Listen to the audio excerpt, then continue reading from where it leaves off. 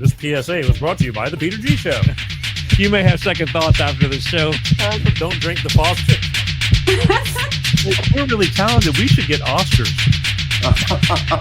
Just pick out a car, for Christ's sake. No, hi, my name is Peter. Yeah, I want. Here's good. Yeah. Madam Perry. I need to get back in the genie bottle. Louis from Pennsylvania, you're on. He likes it.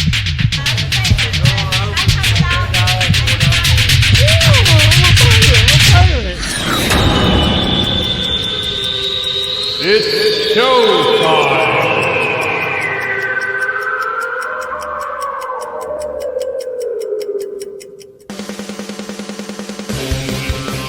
Peter G Show, Peter G Show, divorced dad, single dad, divorced dad, single dad, Peter G Show. That's right, Peter G Show. It's that time again. Wednesday. Hope everybody's doing well. Beautiful day out. Still have that May gray in Southern California. Kind of cloudy, but not sweltering. I'm already hearing about people in the South bitching about the heat already. Seems to me like it wasn't too long ago. You're going, I can't wait for summer. Careful what you wish for, all right? Just be thankful. I'm thankful just for waking up every day. Then we take it from there, and after that, it's a shit show. But, you know, life is good. We have a great show tonight. We do. I'm excited. Scratch that. We have an amazing show tonight. And I'm going to tell you why. Because coming up in a few minutes, I got podcaster, freethinker, Mattkim on the show from the Mattkim podcast. I just feel like this guy has an exceptional way of delivering a message. You know, how do I put it? He knows how to talk about confrontational things in a non-confrontational kind of way. Not like me. I have a harsher tone. I'm just naturally like that. I don't mean it. I'm just heavier on the tone. I'm loud. Hi, my name is Peter. It's just the way it is. But when I first saw this guy, it was just like, it was soothing. He was feeding me information, the truth, depends who you ask, but in a soothing kind of way. He wasn't just ramming anything down your throat. And that's what I liked about him. And I started watching him and following him. And I go, I got to get this guy. And I did. And he's on the show in just a few minutes, right here, because that's the way I roll. Don't mention it. I want to thank everybody for tuning in and watching. I know it takes a lot of time out of your life. I mean, you know, dedication, because there's a million things you could be doing. But I also want to remind you, please, I need you to go subscribe, especially to these guys. These guys are nothing but trouble for me. They keep on taking shows down. They keep on suspending me. And on top of that, worse than anything, I think, is that they shadow ban me. How do you know to watch if they kind of keep you out of the limelight? And the only way you're going to know is if you subscribe. It's free. I'm going to beat YouTube at their own game, or they're going to end up banning me, and that's just the way it goes. You know, I'm not all that bad. We do a lot of variety here, talking about all kinds of things. But the minute I get to current events, they start, you know, putting their thumb on my neck. But on top of that, it hurts all the other shows too.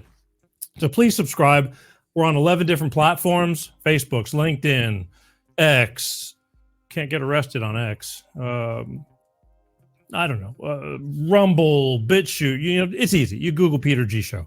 And also, for those of you who I know have a busy life, you're commuting in your cars, you're spending half your life going back and forth to work, you got things going on, you're at the gym, you're taking a walk, whatever, especially when you're at work, because we all know what work is boring. I get it. Google Peter G Show podcast. We're on 26 different or 27 different platforms. You can take the show, put an earbud in your ear, and take the show on the road with you, all right? It's real simple. It's that simple to do. And you know, I like the video portion of us, but I try to keep the show audibly friendly. There's times when I do show videos and it's kind of hard to get the picture, but I really try to make it to where if you're just listening to the show, you still get pretty much the same effect. It's important to me to, get the message to you. But please, just do that. It's the next best thing to being here. And that's it. So coming up in just about 2 minutes, Matt Kim from the Matt Kim podcast is going to be on this show right here on Life of Peter G, The Peter G Show, every Wednesday like clockwork, 6 p.m. Pacific, 8 p.m. Central, 9 p.m. on the East Coast, God willing. And so far, so good. So I'll be right back. First, we got to just hear a brief message from my good friends over at Clean Star Products with their money-saving fuel additive, DX1 driver. So I'll be right back. Hello, I'm Tyrone Thompson of CleanStarProducts.com. This is DX1 Driver in the news, and here's what our friends have to say. So I'm here to recap on the DX1 I've used. I put it in the oil and I put it in the gas.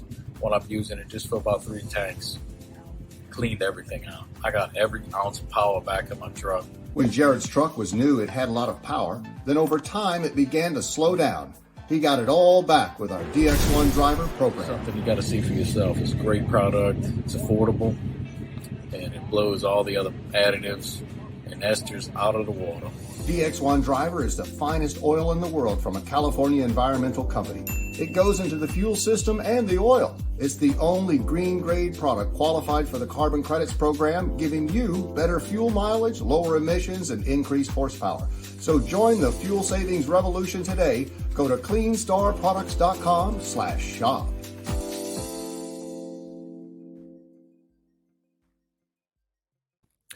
That's right, folks. Clean Star Products with their money-saving fuel additive DX1 driver. All I can tell you is they actually have a product that works. I use it myself. When it was first given to me, I put it in one of my high-mileage vehicles. I have a pickup truck that has over 200,000 miles on it. My daughter's a horse girl. We got to pick up hay. We do a lot of, she does a lot of dirty stuff. That truck is a pig. I mean, it's a great truck, but you got to put your foot in it to get it to move. It drinks gas, and started adding that into it.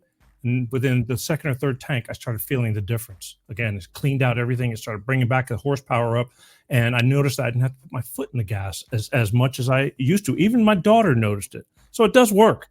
And they're very proud of their product. If you want more information, go to www.cleanstarproducts, and there's a phone number there. Ty Thompson will speak to you himself. Call them. If you got questions, call them. Let them answer your questions personally. They're into this. I mean, this is what they do. And should you decide to order, you tell them you saw it on the Peter G Show, please let them know I'm doing something. You order something, they'll get you 5 bottles for the price of 4. That's right. You heard it here. 5 bottles for the price of 4. Just for mentioning that you saw it on the Peter G Show. Again, they know what I do and they still sponsor me. So God bless them. All right. All right. Let's take a drink.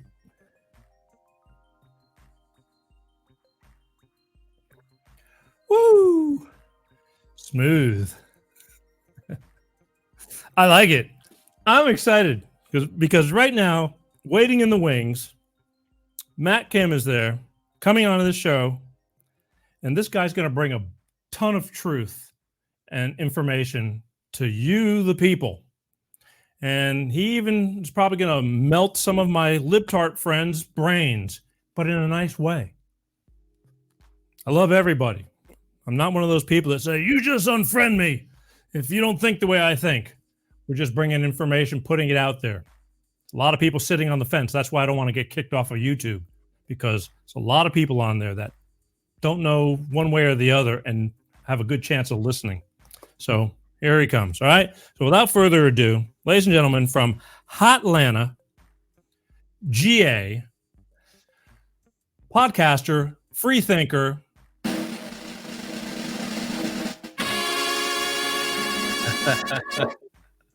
Matt Kim. Peter Yeah. G, thank you so much for having me on your show. Oh no, believe me, the pleasure's mine. We don't have a band budget, so that was the best I could do to bring you in. It's awesome. It's all about. I told you earlier, it's all about the money. Otherwise, believe me, there'd be a good sized band right here. But I found you, believe it or not through your websites and all that. I was scanning TikTok, and I have a mutual acquaintance that's on there a lot that does a lot of the same stuff you do. And I saw you on like a live where like there's like six or seven, 8 people, 4 people talking about matters, whatever the topic was. And I guess you know him because I'm sure you were in the same room with him talking. The band Beard, Michael. Okay.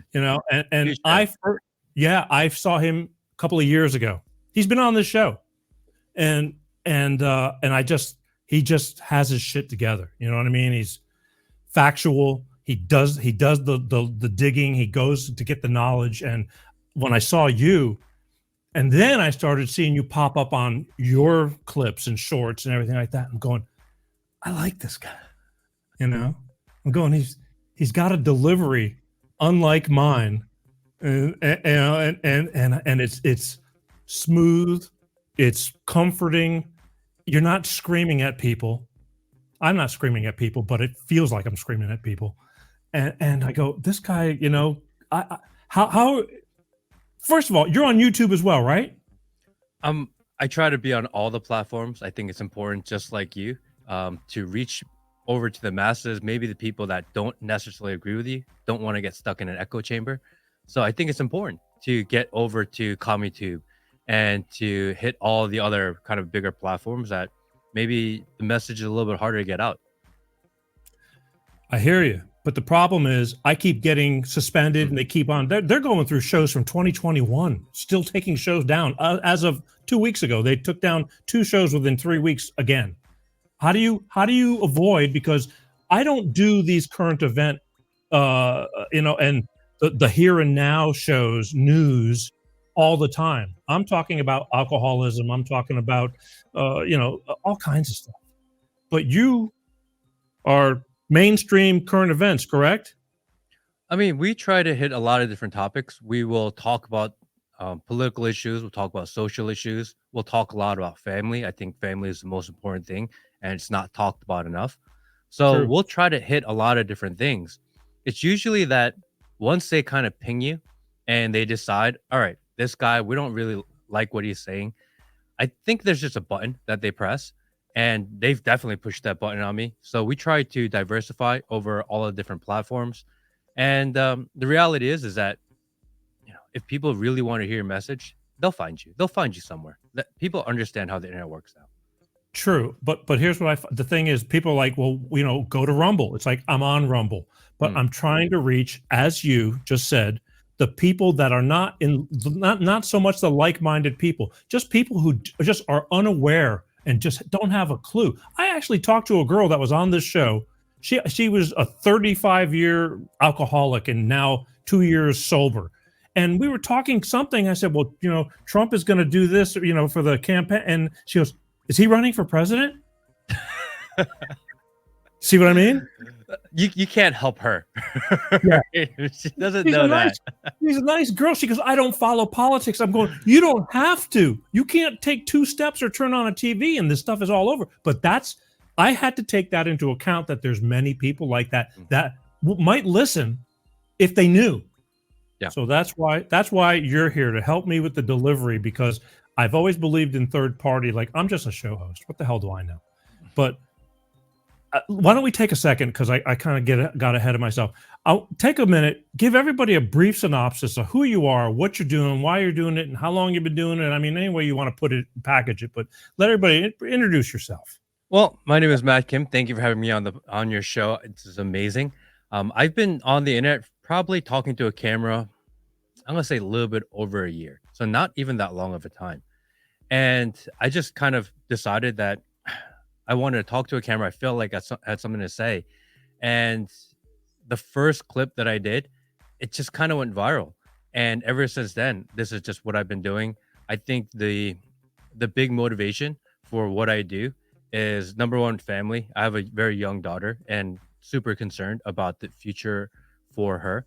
And I think that's really the biggest motivating factor. I think also is that as my content starts to go and as the platform starts to grow, I get a lot of messages from people. The number one message I get from people is thank you for what you do. And for the longest time, I didn't really understand what that meant.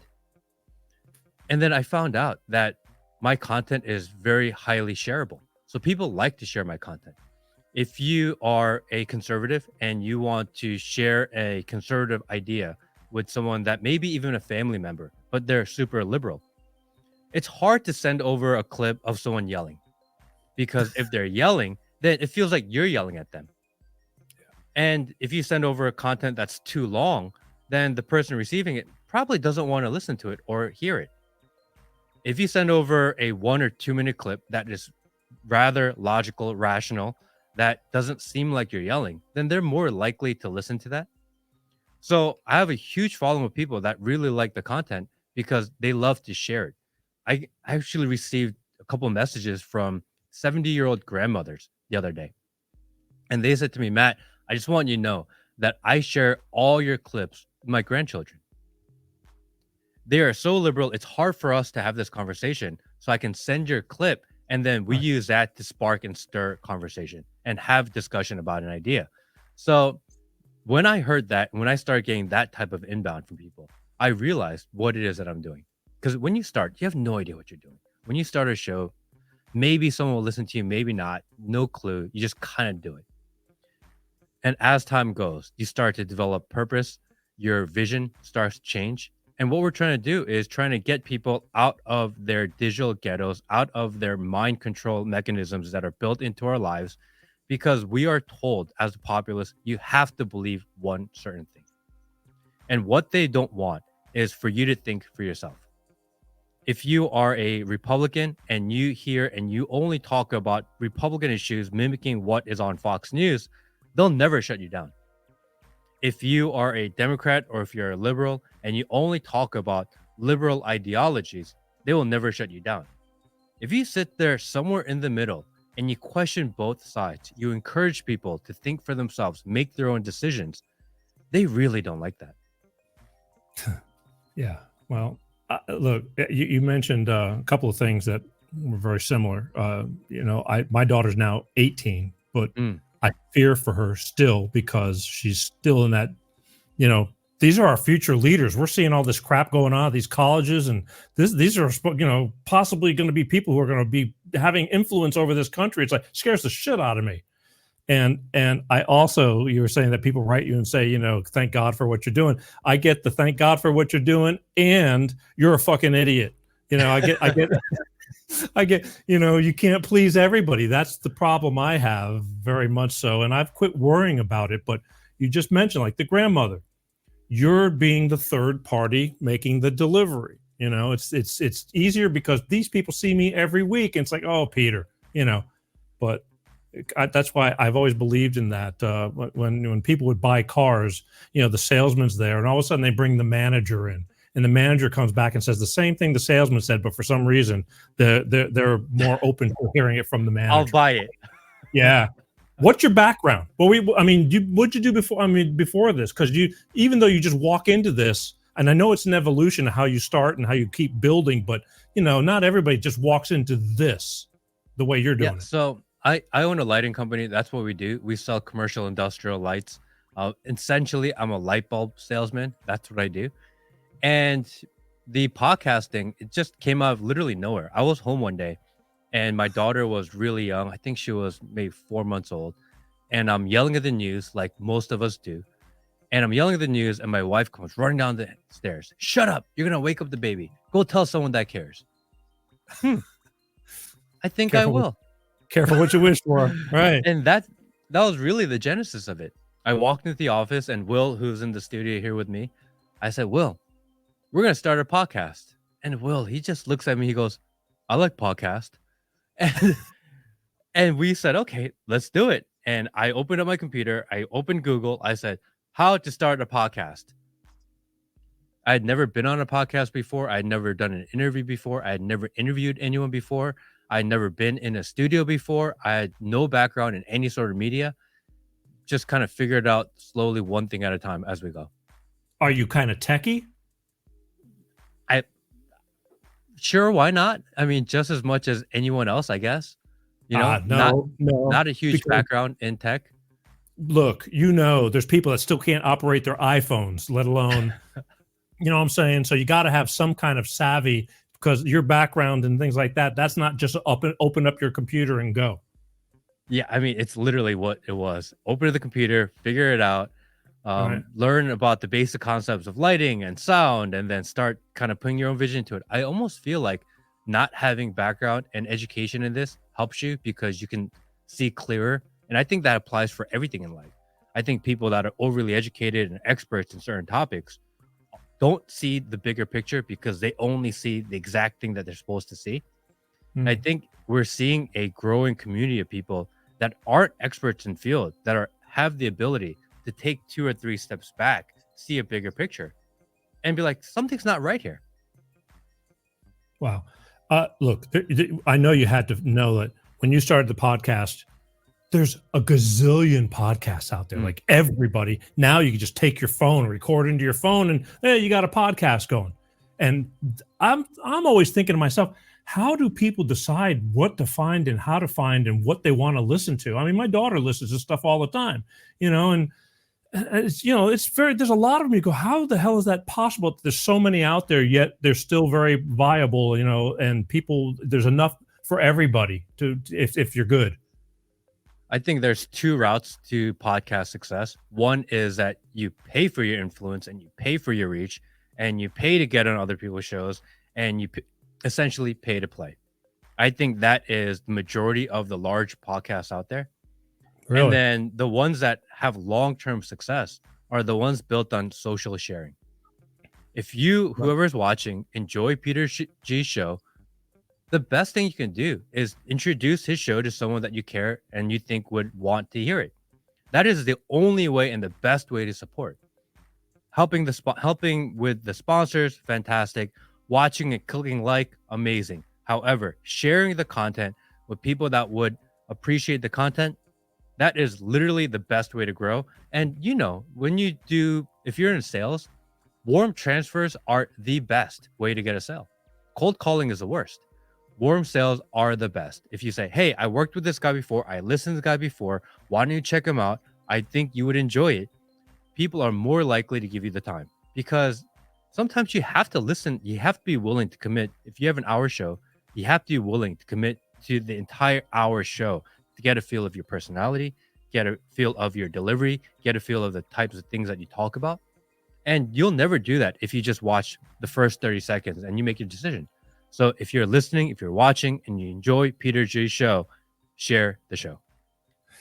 You say that because, not too long ago, I did something on, I've done several shows on the Lahaina fires. I don't know if you follow, and, because I don't believe, and we'll talk about that. We're going to talk about a lot of things. But the thing was, all of a sudden, a little bitty short blew up. And so people just came on, but they didn't understand my show flow. I'm not a news anchor. I'm an entertainment guy who happens to bring, entertainment with a purpose. I bring things on. And so they're on, and how on a lot of these things, you can do commenting and, and things like that. And it's like, but then they watch the show and they go, get to the point, get to the news. It's like, and there we go, So let's get to some of these things. I just wanted to really get a feel for it because I didn't know a whole lot about you, except I go, I don't know. In my opinion, you came out of nowhere because I've been busting my ass and I can't get arrested sometimes. You think you're going to do something that's really hot and it doesn't do shit, but again, I get up every day because it's just, I've been in the music industry, bands my whole life and did fairly well, not as good as some, but a lot better than others. Been able to go be all over the world, a lot of places, but a band is just writing songs. You keep on writing songs. And if you don't get a record deal, you just keep on writing more songs. It's just that simple. And you may get the record deal from the very first song you wrote 5-10 years ago, but you just keep on playing. So that's what we do here. But you definitely caught my ear because you hit a lot of touchy subjects, which divides families, divides people. And that's what's going on in our country, in the world, and things like that. And the first question I really want to ask you, because you know how damning it is when people get into arguments, families get into arguments, because if you're a left, let's just say left and right wing, if you're a conservative and you believe and you're trying to tell your friend, like, I don't understand how you believe this. You know, look at all this, all the facts I'm showing you, and you could show them things, and they just look at you and going, how do you believe that bullshit? How come you? I don't understand how you're believing this stuff. How do you go about? I mean, what do you think is the biggest problem? How do you reach these people to, like, because it's so divided? Well, I think first off is the previous generation used to tell children at the dinner table, you don't talk about politics and you don't talk about religion. Yeah. We were all raised that way. Don't talk about politics and religion at the dinner table. And I think that was a huge mistake because we didn't grow up learning how to debate, how to hear other sides, how to communicate effectively. And it was under the guise of being nice and polite, and you don't want to ruin dinner because it can get heated. But the reality is that if we had these discussions growing up and we were taught how to have these discussions properly and accept other people's point of view, I think we'd be more effective communicators and we'd be more effective at having very difficult discussions. We're in a state where no one wants to have a tough discussion. No one wants to hear the other side anymore. And I think that was a huge mistake. And I think that's something that we should be encouraging our future generations to do. So that's number one. Number two is that I think if you want to convince someone to agree with you, I think it's really hard to, hey, look at all these facts. I swear this is true. It doesn't work. That just doesn't work. We've seen over the last 4, 5, 6 years that way of speaking to people is just not working any longer. I think the best thing to do is, if you are a man, be a man of respect, be a man of someone that looks up to, be a man that people find to be genuine and honest. And whenever that friend or that family member that you're trying to convince, whenever they run into a problem in their life, if you're known as the man that has this shit together, I don't know if I can say shit. Yeah, you can. If you're known as the man that has his shit together, eventually they'll come to you for advice. They'll come to you for guidance. They'll come to you for help. And when that happens, they'll be like, wait a second, but he also believes these other things. Maybe there's something to that because he has his stuff together. I'm struggling. He helped me when I needed his help. And you're able to open up people's minds in another way. So I think as a society, that's what we should do. We should encourage people to be better. And then all of a sudden your opinions and your analysis of situations becomes more respectable instead of forcing ideas down someone's throat, because we are fighting the indoctrination of society. We are fighting the indoctrination of institutions. These are things that are been burned into our minds since we've been young. It's really hard to deprogram someone in one conversation. It's almost impossible. The school has told you have to believe one specific thing your entire life. The government and media has told you have to believe certain things your entire life. And all of a sudden, because you show up with one report and you say, hey, look, I'm right, what are the chances that you're going to change their mind? It's very low. Are you on Facebook? Do you do Facebook? Maybe I am. Okay, so I'll take that as a no. But I'm going to tell you that I started out originally on Facebook Live. I didn't do YouTube for years. I used to store my stuff on YouTube, upload it, but I left it there as a safety. That's all it was. Little did I know they'd be ripping the shows down. But when I first started, it was all because I follow Facebook to stay in touch, because I have people all over the world in a lot of different parts of the country. You know, again, I traveled a lot, have a lot of friendships. I'm very blessed to have these friendships. But I'd keep up with people. And at the time, Facebook, you know, I've been on Facebook since 2009. You see people taking pictures of their food, prayers for my mama, she's having surgery, somebody's passed away. So I really started life with Peter G doing divorce and single parenting stuff, because I went through a phase in my life that just turned things upside down for me, changed careers, everything. But there's people on there that I love to death, but they're one of those people that are completely opposite of the way I feel, but I'm not going to not like them. But yet they're those people that say, if you like Trump, for example, because these are the most I hear, if you like Trump, then just unfriend me. And that's rough, because they're that deep into the hatred. And I just feel like, and I can't get an explanation out of them as to why do you feel this way so badly? They never come to me like on the show. I can do call-ins. Nobody ever calls in to combat that indifference. I only get people that come in that want to talk like yourself. I really think we are in a society of a mind virus. I think that people are stuck in their ways. I think people we haven't been, again, teaching people the ability to think past given narratives, to have difficult conversations.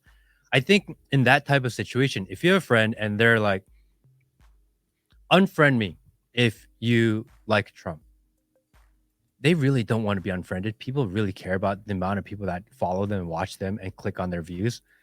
We are in a clicks and views economy. I think the counter to that is the next time they post the picture of their dog, be like, I love your dog.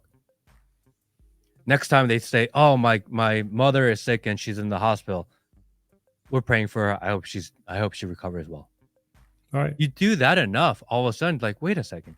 I thought that these Trump supporters were horrible people, but there they are commenting on my life, showing real, genuine interest in my life. Maybe what we've been told about them isn't true. I think taking the obvious is, no, look, he did a good job with the economy. He didn't start any wars. These are the obvious things to do. But everyone does that.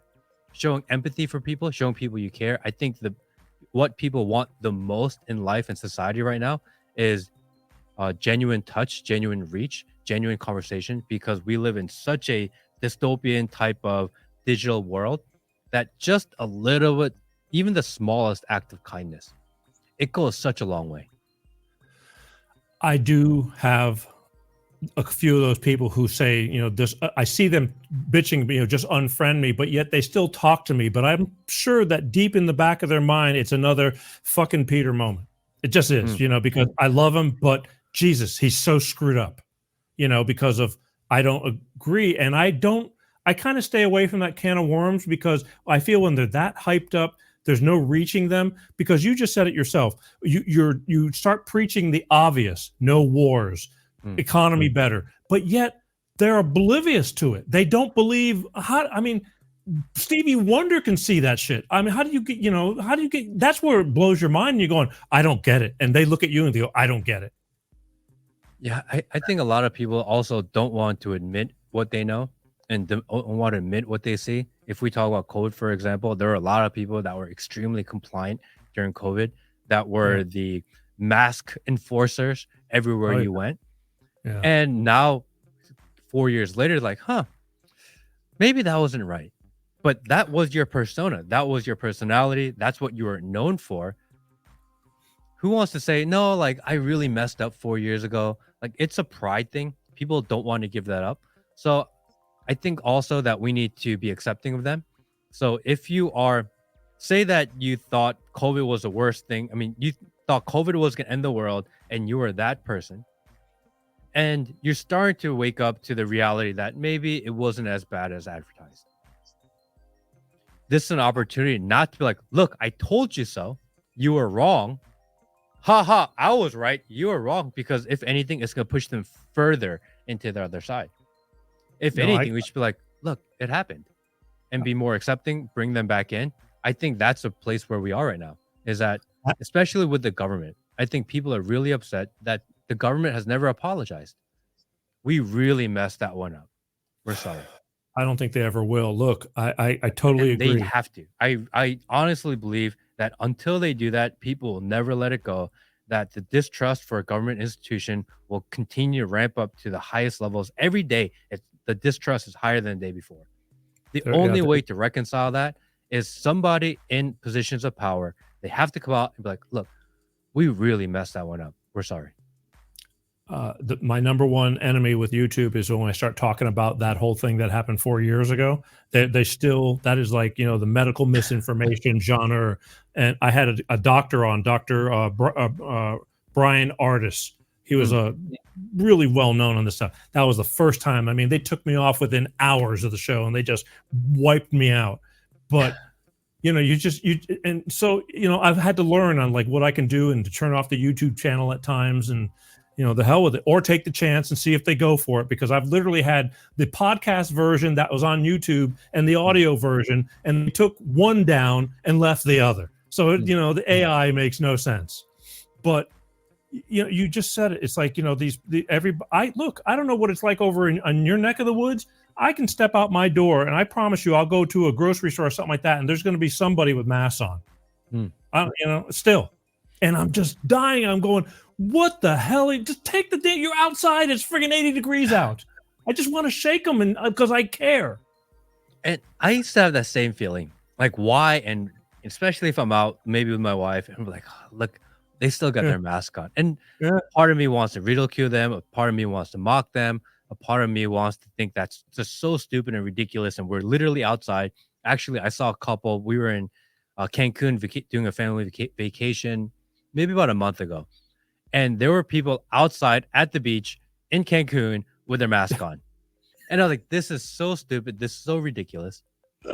But then you also got to realize people all have different fears in their lives. Some people are scared of dogs and won't go next to a 1-pound Shih Tzu. Some people are scared of water and won't go into a lake because they're scared of sharks when there's no sharks in a lake. Some people are scared of the dark still. People have phobias over the weirdest, strangest, oddest things. I just tack it up to another one of those. Look, they sold it pretty good. I mean, they sold it good. And here's the biggest thing. For years, because I'm only 10 years, about 10 years to where I came around and started really looking at things. My life it wasn't the greatest, but it was pretty damn good. And I was just floating through life, didn't care, like a lot of people. But when I started this show, I swore, I said, I'm not going to talk about religion. I'm not going to talk about politics. And then all of a sudden, all this started coming about. And I just felt like, hey, I have a voice. And if I don't, shame on me, because this is serious stuff. Again, your children, my friends' children, the world, everything.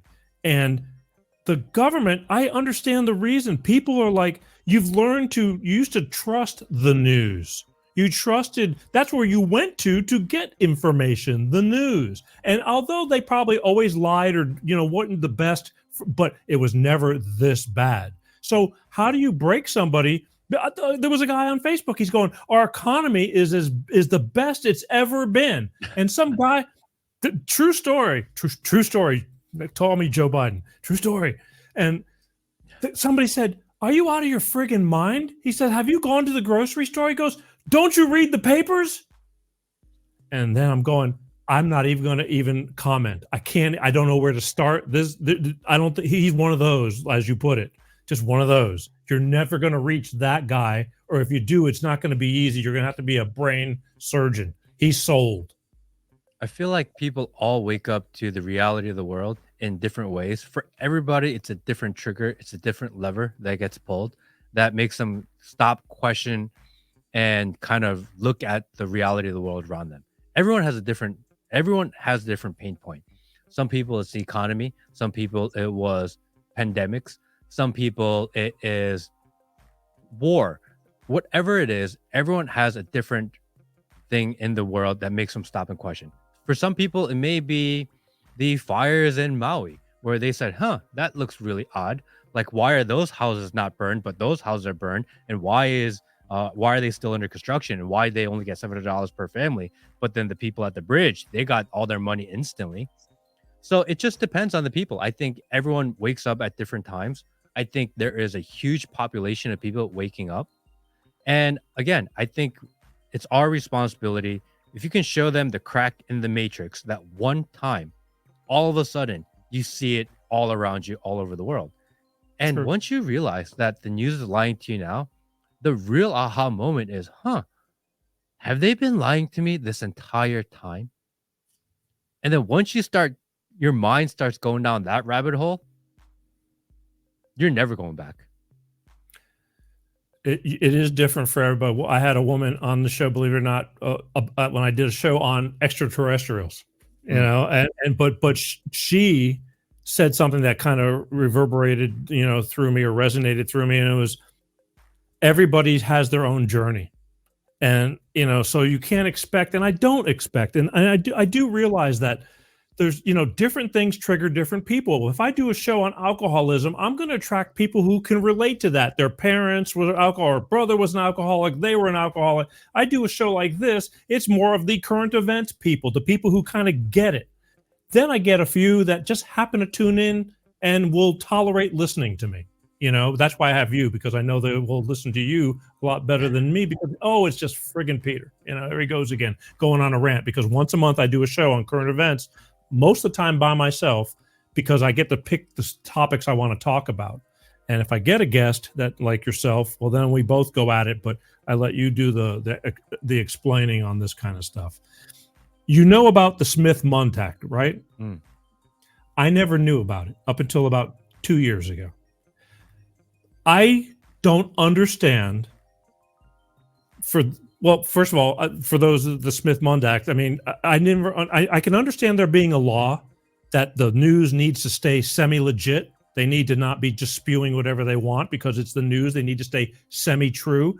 But how the hell? I can even understand Obama turning it around to put the spin, because this is where we are because of it. But while Trump was in office, it's such a bad law or act or whatever. Why in God's name didn't he turn that around? Because he was the hit with fake news constantly. What do you think the deal was? He had to know. The reality is this: once the government seizes power and they take more controls into your life, they never give it up.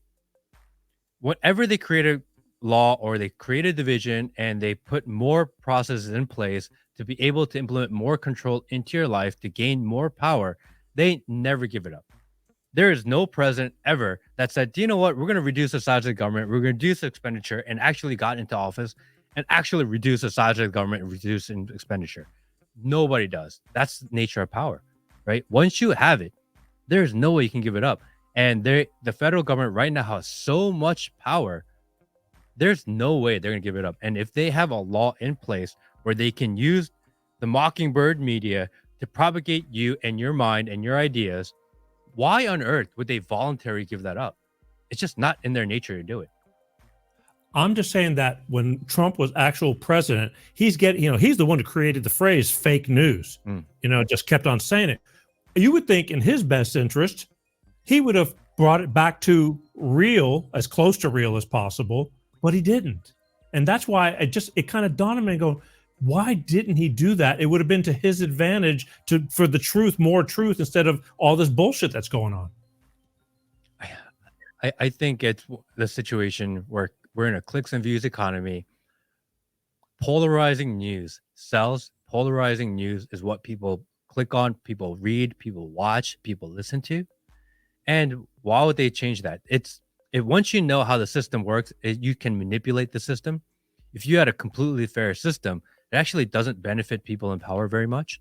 It would benefit us as society, but people in power, regardless of if you are left or right, people in power never want to give up power. And that's just indicative of literally every president, congressman, CEO. People don't want to give up power.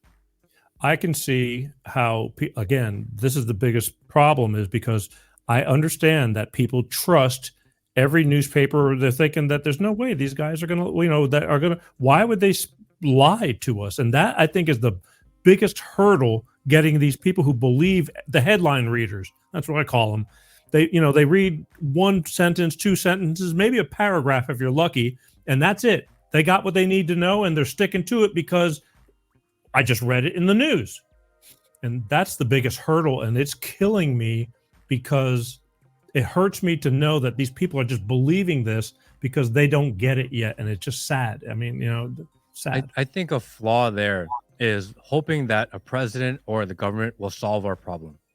I think it's a responsibility of us as a population and as a populace to solve the problem, and then let the government and the leadership react to our decisions that we make. I think we give too much power to them. We're hoping that Trump comes in and repeals this act. No, what we should do is just turn off their news. If we turn off their news, they would have to adjust because no one's consuming anymore. We're hoping that someone else solves our problems when really we have the power to solve the problems ourselves. Stop listening to ABC. Stop listening to CNN. Stop listening to MSNBC. Stop listening to Fox News. Stop listening to them all and listen to people that actually are genuine, honest, thinking for themselves.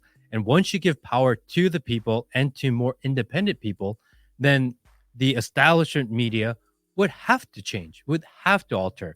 Let's not wait for the federal government to make a decision on our behalf. Again, they're not there to help us. They're not there to serve us. But what they do is they react to us. So if we all turned off the mainstream news, they'd be like, all right, something's not working here. Maybe we need a change. Well, that's look. After the pandemic, then they tried a different variant, and then they tried the monkeypox. That didn't last very long, And now, there's another bird thing. We'll talk about Bird flu. Yeah, sure. It's like, what can we do next? But the problem is, you're saying, yeah, you know better. I'm not going to watch those things. But I know people who love CNN. I know people who love watching The View. Which blows my mind, because those yentas, I mean, there's all these posts I constantly see that The View's been canceled. The View's been canceled. It's all hoaxes. I wish it was true, but they keep on pumping money into those, blowhards, and they're on, and there's people that think that it's a great show. I mean, there's something for everybody, but you can't get those people to turn it off. And I don't want them to turn it off. If that's what you believe and that's what you want to believe, and that is the matrix in which you want to live, if you want to live a life of control, some people want to be controlled. Some people find comfort in being controlled. Some people actually look forward to the idea of someone telling them what to do and how to live their lives. It's easier to do. So if that's what you want, that's fine. Not my cup of tea. It's not what I want, not what I want envision for my children. But if that's what you want, fine. I think the most important thing is that we protect people's right to have the ability to have differing opinions, to see things differently. If you want to live in this controlled environment, go for it. I don't want to live in a controlled environment. I want to live free. I should also have just as much a right to do that. I think the government coming in and telling us, no, you guys all have to live in this controlled environment, I think that's the hard part. I think that's what I'm most against. You can talk about these issues, but you can't talk about this. You can talk about ideas that you can talk about, these wild, crazy social ideas that you don't agree with, but you can't talk about ones I agree with. It's just the way that's broken up. It's a very hypocritical model that we're living in. I think we're losing freedoms. I think the most important thing to do is retain and hold on to our existing freedoms. And when I say I'm fighting for free speech, I'm fighting for your right to have a shit idea, right? I may not agree, but you should be allowed to have it. Don't tell me that my ideas are shit and I can't say it out loud. I can say it, you can say it, and that's how we come to an agreement that we will find a better idea between the two. I do have, again, I'm lucky enough to have a few friends that we don't see eye to eye when we start talking about this stuff, especially like even when we're talking about COVID. I got a friend, he got every vaccine because he goes, don't you trust your doctor? And I'm going, it's not that I don't trust them. They're not as much doctors as they used to be. I said, and I explained to him, I said, they're just being fed information and they're taking it. And a lot of them, their licenses are on the line. And, I said, it's complicated, but I said, no, not really. I said, I question everything now, not going down the deep rabbit hole, but I just want to know what's going on and make my own choice and not just take somebody's word. I said, don't take my word for it, but dig a little deeper. And they don't. They just don't. And that was the hard part of that time, right? Is that, doctors, when you go see a doctor, you're going for their opinion, right? Because they say, hey, you have a serious disease. Maybe you should go get a second opinion. They literally tell you it's their opinion on the matter. But during COVID, only one opinion mattered. And anyone that had the altering opinion, you were not even allowed to hear from, which is counter to how they actually handle literally everything else. I think you need surgery on your toe. We would like to do it this way. Oh, maybe you should get a second opinion. Or the patient naturally goes, well, I kind of don't want to do that surgery. I'm going to get a second opinion. Oh, amazing. Great. Let me know how that goes. That's how medicine and healthcare used to work. That's how it's supposed to work. Is you hear various sides and you come to your own logical decision for yourself. You make a decision based on as much information as possible for yourself. During COVID, it was like, no, this is the only way you're allowed to live your life. This is the only thing you're allowed to think about. This is the only way you must comply. And anyone that says anything different to us, they're trying to kill you. They're trying to kill you and they're trying to kill your grandma. That's bullshit. That should not have happened. Right. Oh yeah. Well, I got We can go on and on. It's just limited. I mean, they really sold it good, and again, people, trust. It's all about trust. But I don't know. It's hard to be a doctor nowadays. I know my parents, when they were alive, they had a physician who got out of being a doctor, and he wasn't an old guy, and he owns a brewery now with his son because it was just so political. It just made it. And nowadays, it's such a racket. Like, they have 10 minutes to see you, and hurry up. And, whatever the pharmaceutical agent comes in and tells you, hey, we got this pill for this, we got this pill for that, and it's just like, well, you got those symptoms. Okay. It's this, it's not fixing it. It's just covering it up. So I question everything because I don't like medications if possible, but a whole nother, again, that's a whole nother way to get banned on some of these platforms. I want to play a quick video, and I want to talk about everybody's favorite, January 6th. But I want to play a video from our friend, and then we'll talk about it. So check this out real quick, and then we will go into it, because it's, the scrutiny, it's still right in it. You still got the big war, lock him up, and all this crap. And it just drives me crazy. It's like, I watched it with my own eyes, but they go, well, I watched it with my own eyes too. I'm going, well, then what's the problem? But there's a problem. Here, check this out. I love spontaneous comments without thinking. You didn't research that case at all, did you? See, you guys claim that the events of January 6th took place because of the words of Donald Trump. You conveniently left out Donald Trump's words and the things he said and specific phrases and words he used. You conveniently leave out the fact that he had a pre-authorization of call-ups for National Guard members in which the mayor of Washington, D.C. declined in writing, which was submitted to the January 6th committee. See, you conveniently leave out the fact that Rachel Maddow said on her show that we know it didn't come from Trump's rally, it was too far away. You conveniently leave out the fact that the head of security gave a sworn deposition in which he stated those were professional agitators and not spontaneous protesters. And that particular case right there, the reason why they were charged with sedition, is because they found that those people had been planning to do something for months. See, it had nothing to do with Trump's rally, Trump's speech. That particular group of people had been planning something for months.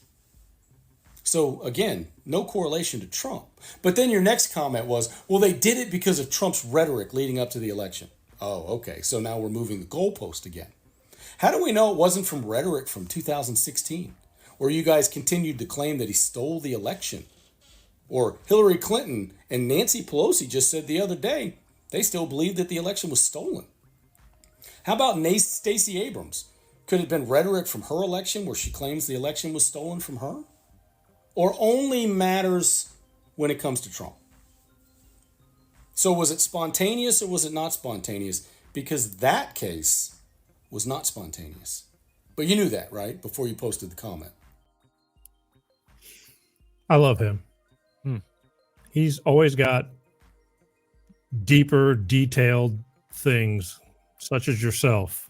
But I think that this whole January 6th is a big divider when I see these people bantering on, again, I use Facebook as a gauge because I follow it so much. It's just live and a lot of chatter on there, and it's been around a long time. And the age group is very broad, again, from upper 70s to, mid 20s. And what's your take on, I watched it when it went down. I watched the cops opening the gates and letting people walk in and things like that. But yet the claim is that, there was insurrectionists, and I know there was agitators in there. You saw the way they were dressed, but it's a big divider amongst relationships and friends who believe that, it's all Donald Trump's fault and he made this happen because of it. What's your deal on this? Well, an insurrection is a organized armed uprising, an attempt to overthrow government, right? That's what an insurrection is, an armed and organized attempt to overthrow government.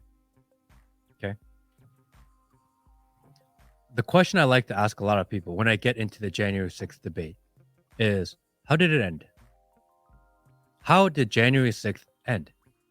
And most people pause because they have no idea how it ended. How did your organized, armed attempt to overthrow a government, how did it end? And most people sit there and just stare at you blankly because the news didn't tell you how it ended. But if you have they say 100,000 people marching on the Capitol trying to overthrow the government, and they were armed and organized, and it was sent over by possibly the most popular president in the history of the world. How did that end? And the reality is that they went home by curfew. So you're going to tell me that they tried to overthrow government in an organized fashion. They found out that there was early curfew in Washington, D.C. that day, and they decided, oh, no, like we'll start again tomorrow because we're supposed to go home right now. Does that even make sense? Logically, does that make any sense to you? Is that they were trying to overthrow the most powerful government in the history of the world, and by curfew, they decided, oh, we should follow the rules. It's 6:45. We're supposed to be home right now. Let's just all go home. In what world does that make any sense? 7:30, Congress is back in session. If Congress thought that it was such a dangerous operation, number one, Congress people are cowards. If they thought that there was a legitimate threat to their lives, they're not going back in that building. Not that day, maybe tomorrow. How do you know someone's not hiding there? How do you know they got everyone out? You had 100,000 people storm the Capitol, armed, organized, trying to overthrow government. You're going to go back in that building? You're not.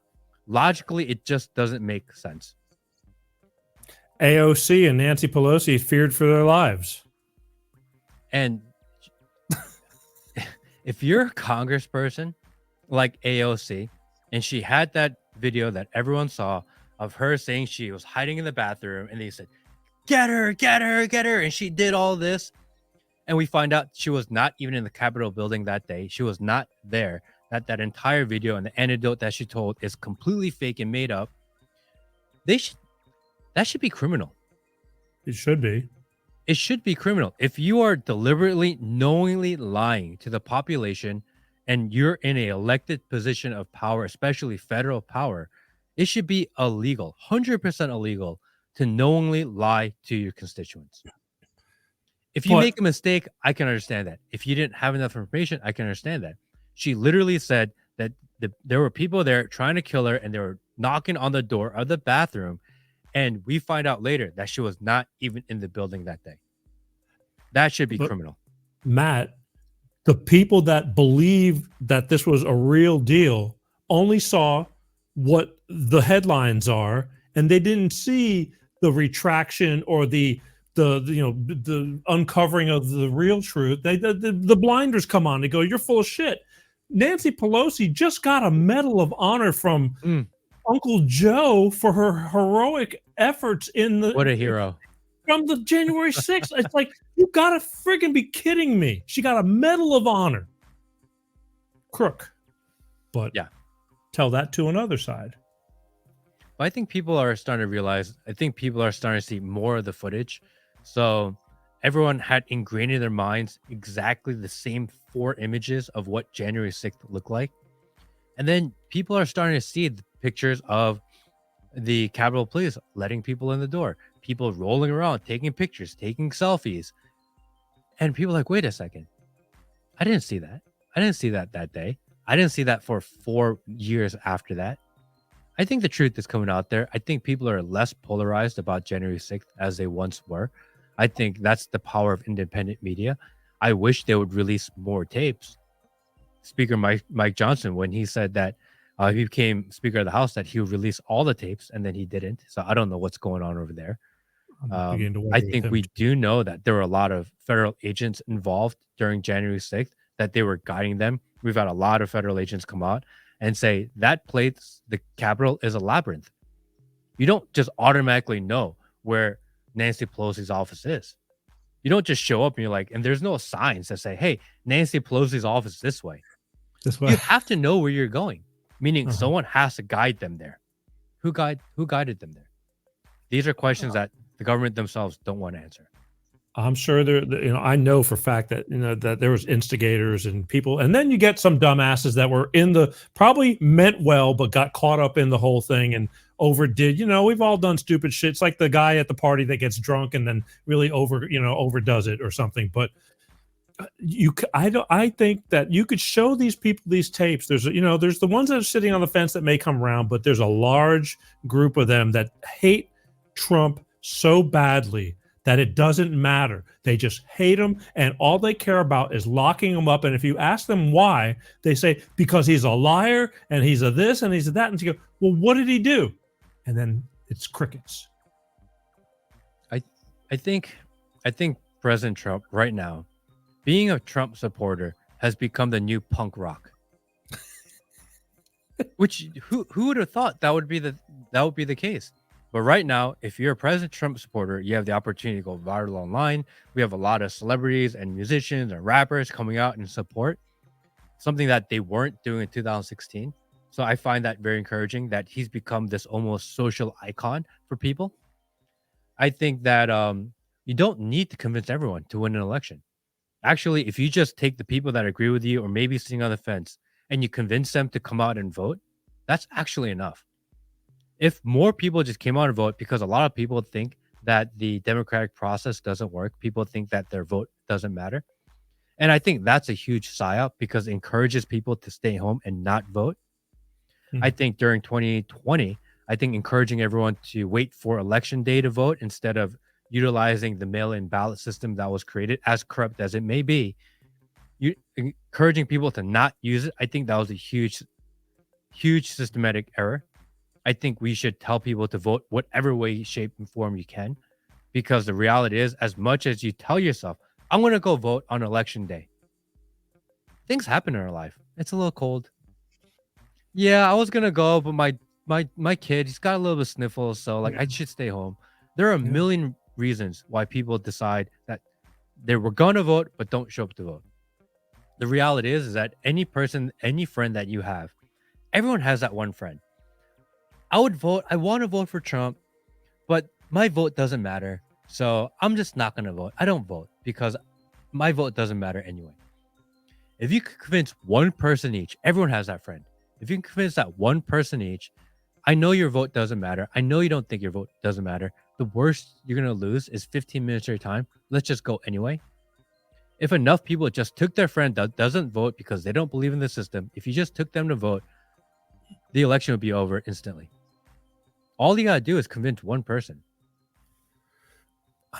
I don't want to say like I'm a Trump lover, but I'm definitely not a Trump hater because I'm not offended. I had a boss back in that was just like him. He was so friggin' tough, but you knew what you got. But he drove me absolutely friggin' crazy. I was walking on eggshells with this guy. But at the end of the day, the bottom line of that business was good, but he drove everybody kind of nuts because he was so intense. But Trump is just like this. But look what okay, you don't like Trump, great, if you don't like him. But you're going to tell me the guy we have in office right now, that this is going to be our leader again. And this is what blows my mind. It's like, where's the common sense? I like people that I feel like are honest, genuine, and I feel like I'm talking to them. If I'm not talking to you directly and we're not having a conversation and someone's telling you exactly what to say in your earpiece, I don't really want to talk to you because what's the point of talking to you? I'd rather talk to the person that's telling you what to say, right? When Trump does his mean tweeting, when he goes up on stage and he starts telling his ideas, at least in my heart, I know this is Trump talking. Yeah. When Biden comes on and speaks, you have no idea who's feeding him his ideas. You're not voting for Biden. He's actually not running anything. He's not actually doing anything. There are a group of people behind him that you have no idea who they are. You have no idea what their interest is. You have no idea if they're good people or bad people, or if they're being honest or self-serving. You have no idea. So you're not actually voting for Biden. You're voting for a shadow group of people behind him. At least if I vote for Trump, I know I'm voting for Trump. And it's in a crazy world where nothing seems real anymore. At least I want to vote for a person that I know and I feel like that guy is there. I refuse to give my vote to a shadow group that I don't know exists. I don't even know who they are. If Biden came out and said, hey, these are the people behind me, and I knew who they were, and I can do my own research in them, then maybe I'd be more likely to at least consider it. That's not the case. Biden is not in charge, clearly. everything is from a teleprompter because he literally stops reading when the teleprompter says stop. He has no ability to ad lib or even give his own ideas. It doesn't exist anymore. Yeah. So who's in charge of him? Who's in charge of the government right now? And in a country that we're supposed to have transparency, I refuse to vote for and side with the group that refuses to give us that said transparency. I think, regardless if you don't know who's behind Biden, I think just the direction of everything that's going on, the depletion of this country that has gone down so quickly, regardless of whether you know who they are or not, it's a pretty big indicator that it's not a good crowd that's behind the whole scenes. Wouldn't you say? I mean, we went to, I was with my daughter and my wife, and we were on a quick road trip, and we decided we're going to stop at Burger King to pick up some quick food. And it was like $30 for the three of us. And I was like, this can't be right. This is so expensive. How are people affording to live their lives and to eat? And we're talking about like fast food. Never mind good food. Yeah. I think people are understanding. It's crazy. Things are so expensive. For a Big Mac meal or something like that, it's $12 to $15 over here. And that's wild. And they're not even, I think either my hands got bigger or the sandwiches got smaller, but I don't eat a whole lot of stuff like that. But everything to me looks like it has shrunk since I was younger, and I don't know. It's just, again, the obvious, there's so much obvious in your face, but there's people that are just denying for the sake of, they're willing to let things go to hell and say that everything is great just to not have the orange man. And again, there's no doubt, I think Trump's got to answer to people too. But he draws the line to a limit, I feel, about how much advantage he's going to take of the people of this country. And that's why they don't like him, because he's not following the plan. And I fear for him. And although some people say, well, good riddance, but I don't know how the hell he does it, because I know that they're not going to let this go too easily. I mean, I truly do believe that there are a population of people that just really enjoy the control. People like not having their freedom. There are people that just enjoy living their lives out. People want to be told exactly what to do, how to live their lives, because it's so much easier just to comply. And if that's what you like, it is what it is. I think it's the worst way to live controlled. I think the most happy you'll ever be is if you live free, even if it means you live with less. But, who am I to decide what you want in your life? Some people just prefer to live their life as sheep. Living as a sheep is one thing, but as you said, the sheep can't afford to live. There's, I don't know how I got plenty of friends that are hand to mouth daily, in other parts of the country. I mean, if the car breaks down or something like that, they don't have the money to fix it. And that's my problem. I'm going, and you still want to believe that we're doing good and you're going to vote. And they're the ones that are going, they don't say it to my face, but I know they got to be thinking it, because I talk about this stuff all the time. I mean, but that's the plan, isn't it? To create chaos, to remove dollars and remove money from people's pockets, to make people in a hard and difficult situation, so that when the new levers and the new establishment comes in and they say, hey, we have a solution. This means new digital currency. This means more control. This means more surveillance. This means you have to give up your rights, but we'll help you improve your life. They have to ruin your life in order to offer a solution. Create the problem so you can come back and solve it later. I mean, we're seeing it in real time. Everywhere, in every aspect of our society, they're trying to create problems in literally every aspect of your life, because they want to eventually come in and be like, look, we got a solution for you. We're here from the government and we're here to help. That's what they want to do. Every loudmouth organization screams so loudly, and even these people behind the scenes, your George Soros and all these people, there's not that many of them when it really boils down to it. And who the hell appointed, Bill Gates, who appointed these people? They're self-appointed, arrogant assholes that, are going to choose what you and I are trying to choose with you. And what people don't realize is, like, you're right. If we just say enough is enough and stop doing this, they're going to have to sit down, because there's not that many of them. But that's the problem. People don't really get it. They think, just like the gay pride stuff and all that. I got no problem with gay people. I just had my favorite lesbian was on last week. You know, we're talking about what she agrees with and what she doesn't agree with in the organizations. But the problem is they scream so friggin' loud that it makes you, they try to make, and it makes people feel like there's a huge population of these people, you know, of this lifestyle. And there really isn't. It's a friggin', 4% or whatever. And the trans is 0.0, or whatever the hell it is. But that's the problem. They scream very loud. They're really good at making it feel like it's the majority, and it really isn't. And I think that's the problem, is that they are the minority, yet they are allowed to scream at the top of their lungs that their way of life is better. But the majority is not allowed to scream at the top of their lungs and say their way of life is better. You can only promote one side, but the other side is the anti to this side. You're not allowed to say it. You have to let both sides get their idea out. I think the biggest problem that, especially within the schools, when we talk about trans, is that schools and teachers are allowed to teach your children trans ideologies, which you may or may not agree with, but you're not allowed to pray. So, and they said you can't pray in school because you're indoctrinating our kids. Fine, fair. If you're going to remove prayer, remove fringe sexual ideas. That's the way it should be. How are you going to say you can talk about these fringe sexual ideas that I don't agree with? You're allowed to talk about these in school, but you're not allowed to pray because that's indoctrination. It doesn't make any sense.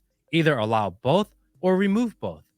At least have some sort of consistency so that you're not pushing one agenda over another, and let the better idea and let the debate ensue.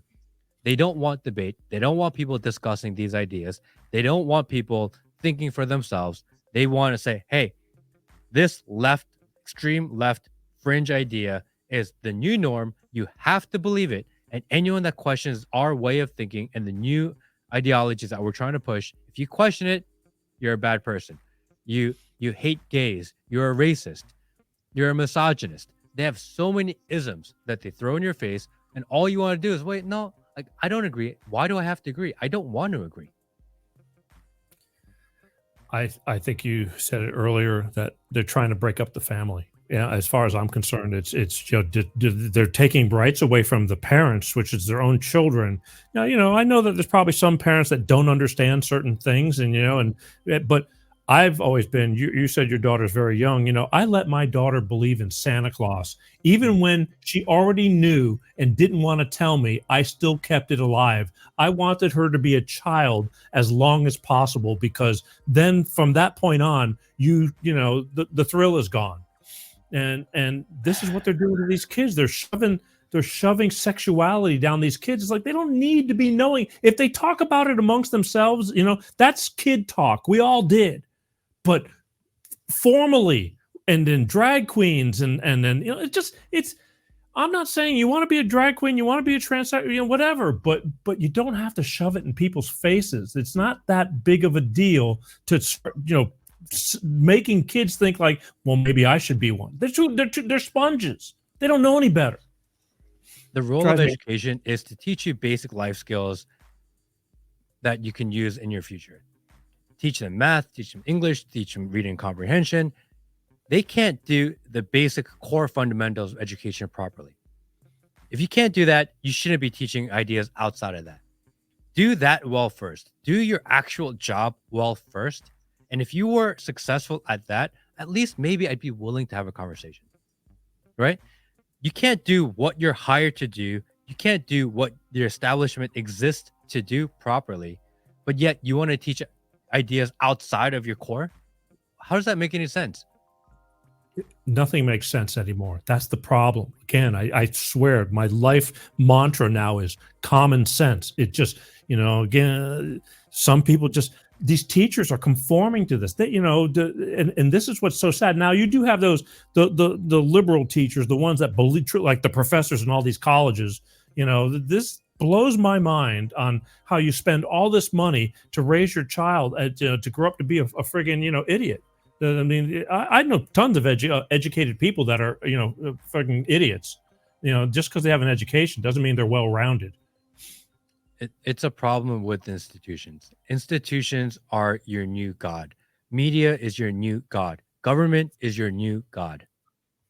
They don't want you to have your god within family. They don't want to have it within religion, within actual God. They want the institutions, government, media to be your gods. They decide what you think, how you act, what you believe, and anything outside of that is now the enemy.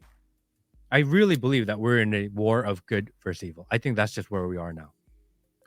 You mentioned that one side gets to scream and show their opinions, and the conservative side or whatever doesn't get to scream. I think the most people who with the common sense are just they just want to live their lives. That's the whole thing. It's like they don't need to be screaming. We're just doing what we do. But again, we're falling on deaf ears. I mean, because we don't want to scream, but there comes up, and then there's a ton of people that are thinking what we're talking about, but won't say anything because they don't want to start trouble. And I think that's a sin, because we're in trouble and everybody needs to speak so we can knock this shit out.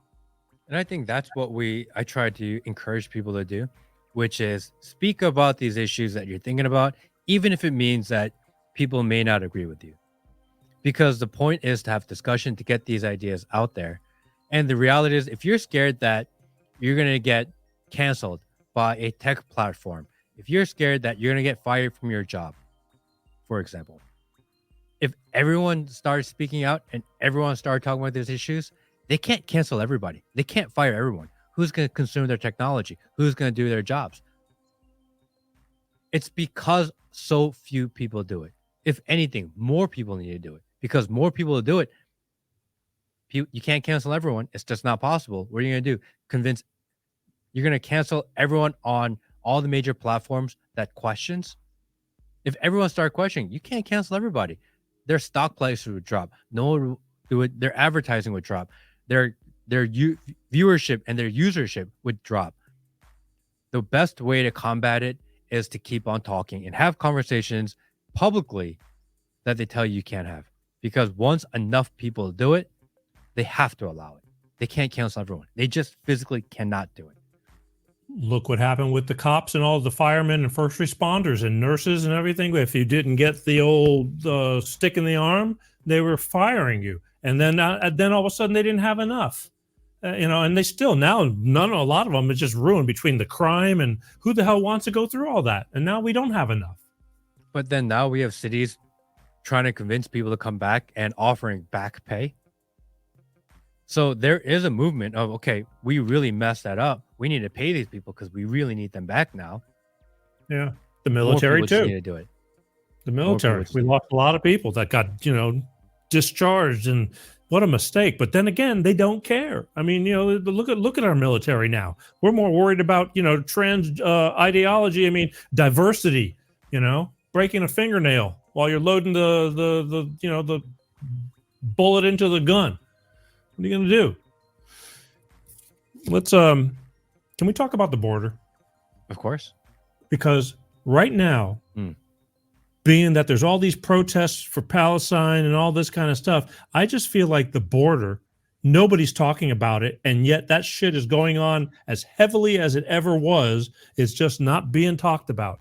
I mean, it drives me absolutely crazy. That's one of my biggest pet peeves, because everybody's going to feel this, the ripple effect of this, but yet it's still going on, and there's nobody caring about it, because it hasn't affected them yet, unless you're in the border towns and things like that. And here we are in this position.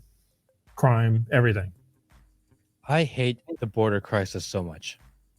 And the reason I hate it so much is because there's actually no solution to it. There's nothing you can do about the crisis that's already been created. It's gone to a point that's so far gone that there is no logical way to fix the problem. It just doesn't exist. Maybe you fix a problem by closing the border. The president came out and said, we're not going to let people in anymore. People on the way here be like, all right, I don't think they're letting us in. Maybe we don't have to make this last 200-mile trip walking. Maybe we'll turn back. People will stop coming from other countries because we're not being let in. That solves the problem of the continued problem of people coming in. That solves that problem. It does not solve the problem of what do you do about 20 million people that are now here. That's really the problem that people need to address, because the reality of politics is that neither side has any incentive currently to close the border. But if they wanted to close it, they could close in a day. We're not letting you in. Go home. Done. Over. What do you do about the 20 million people that are currently here in the country illegally? What do you do with those people? That's actually the bigger problem that no one ever wants to discuss. And people don't discuss it because there's actually no solution. What do you do with 20 million people that are here? You gonna round them up? Well, that's what Trump says. He's going to do the biggest deportation. It's like, great. How are you going to find them all? How is that even possible? I mean, it's a great thing to say, but the reality is, how do you do it? I know he'll do some, but the thing is, you got cartels. They're establishing deeper the drug cartels and the sex trafficking and all that. They're in every single state deep, and they're rooting in. How are you going to find these people? I mean, their job is to not be found. And again, how do you even try to find them? In order to find, say, rough estimate, say you want to deport 10 million people. The most people that have ever been deported in the United States, 700,000 people. So now you're talking 10 million people. If you took that 700,000 and you doubled it, which would be a pretty big effort, 1.5 million people, you would still have more people at the end of the 10 years than you did when you started, right? Okay. Yeah. So now you have a problem there. You can't physically deport people with the current existing infrastructure. Then what do you do? Well, we need to round up 10 million people. We probably need to create another government agency. We need to have a armed federal government agency domestically that is rounding people up. Okay, what does that look like? I don't know, 50,000, 70,000 people? Okay, so now you want 70,000 armed troops controlled by the federal government domestically, knocking on door to door, checking papers, checking IDs to find the people that need to leave. That's a mess. Say they gather all 10 million people and they get rid of them. In what world does the federal government ever say, do you know what? We're done with our job. I know we have 50,000, maybe by that time it's 100,000. Now I know we have 100,000 domestic armed military within our borders. Do you know what? I think we're going to disband them. It's never happened. They never disband agencies. Okay, so now you have 100,000 people, armed, federal, reporting to the president or federal office. They are used to going door to door, checking people's IDs, and you find 10 million people. Where do you put them before they leave? Where do you put them before you process them? You're going to create concentration camps, encampments? Are you going to create holding centers for that many people? Do you know how many people that is? I was looking at the money. I'm going, well, then again, the money they're giving away that we don't have, that we could have solved our homelessness in this country, 3 times, 10 times fold. But, now they're all getting cut off on money too. They brought them all in here and they're raising hell about it. It's like, there's going to be problems when people don't have money, especially in the countries they come from. It goes to theft, crime. It's just that simple. And they don't care. They don't care. You should be so mad at the current administration for the problem that they created, because they created a problem that actually has no solution. They've created a problem that's creating permanent damage to this country that will be in reciprocal for the next 3, 4, 5, 10 generations. They've created a problem so big that has no logical solution other than the government creates more control and more military, and they're able to look more into your lives. That's the only actual logical solution to this, is that the government needs to expand in order to do it, meaning there's going to be more taxes. They're going to have to spend more of your federal money. They have to do more building. They're going to get extremely rich on the process of doing it. And they've created this problem specifically knowing all that would be true. You should be so upset with the current administration for allowing it to happen. And not even just allowing it to happen, most likely plan for it to happen. It's really sad. And again, all these people come in that are in, all they know is they love Joe Biden. That's all, and that's all they know. And Joe Biden's good, Trump bad, because he's going to be the anti-Christ too, to seek them out and try to send them back home. And and God knows they're probably having kids already, and and things like that. But there's a lot of bad stuff that's coming through these borders. A lot of bad stuff. I mean, the cartels, I say, are the best run organization, in these two continents, or three, with counting, North America and South America, so too. But I don't know how they're going to ever revert this, but there's a lot of agencies that need to be disbanded, 3-letter agencies that I'm hoping that they're going to restructure here soon if things go correctly. But, again, I'll see it. I'll believe it when I see it. I think we are in a place in our society where we need possibly a third party. And I don't think it's for this election because it's too soon. I think you need Trump to win this election because you need a stopgap to what's been going on over the last 4 years and the craziness that's ensued. I think we do need a third party moving forward because right now the left is ridiculously corrupt. The right is just as corrupt. And right now there's no control group to show the level of corruption. If you take a corrupt group and you take another corrupt group and you compare them to each other, they actually don't seem that corrupt because both sides are corrupt. If you were to inject a fair, genuine, honest party or group of people that actually cares about the ideas and lives of the populace and the population of America, if you're able to include this control group, what would happen is that both sides would look more corrupt because now you're exposing them. You have something to compare it to. Right now, we have nothing to compare it to. You compare the left and the right, and the people on the left say, no, the right's bad. And the people on the right say, no, the left is bad. The reality is they're both bad. And because you're only comparing them to each other, they both don't seem that bad, but the reality is they're really bad. There's a lot of two-faced people, even on the Republican side. See, look, I grew up, I was originally born in New Haven, Connecticut. And, my parents grew up being Democrats. They came from Greece. I'm Greek. And they came, over from Staten Island back in the day in the 50s. And, but it was a different time. And that's what I knew. Democrat, you're being taught, just like we were talking about the whole time. If that's what you're taught, that's what you do. But I know people now that because they're Democrats, and I don't care Democrat, Republican, I really don't care. But because they're Democrats, regardless of how badly it's sucking, they're going to pull that Democrat lever because we're Democrats. And I hated Republicans. I really wasn't that fond of Republicans in the Bush era and all those kind of years. But it just seems like the Republican give the impression now that they're more logical as they're the Democrats, and the Democrats are just off the scale. I don't know what the hell they're thinking anymore, but they are no It's not the policies they once at least tried to, impose and show that they are. And I'm just sick of it all. And then you got some of these Republicans that are just, your Lindsey Graham's and what's the turkey neck? What the fuck is his name? I'm just sick of them all. I'm sick of them. Yeah. And then you got people like Marjorie Taylor Greene that people call her a loudmouth and this and that. But I think there's a few people that just can't stand the bullshit. And and I'm not saying I'm a big fan of hers, but or some of these people, but there are some that want to try to keep that balance, to do what's right. And then Mike Johnson, he came out looking like he was going to be this Bible guy and what right and wrong, and he just blew my mind when he signed over all that money just recently, a few weeks ago. It's the worst. That's what I'm saying. They say one thing and they vote another, and then nobody sees it because they did it at 2:00 in the morning on a Sunday night. Kills me. That's the shit that drives me crazy. I'm going, they all got to go. They all got to go. And Trump is a bulldozer. And, he may plow that trail for some new beginnings, I hope. But yet, I'm going to be catching a bunch of shit from the people that go, screw you, you're an idiot, Trump sucks. I don't care.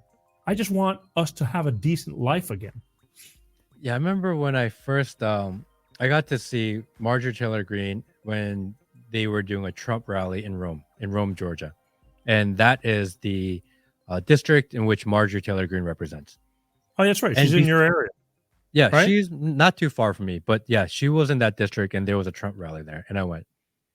And before that, I wasn't a huge Marjorie Taylor Greene fan because I thought that she was kind of polarizing. I thought she was maybe doing things and saying things just for the purpose of being an agitator.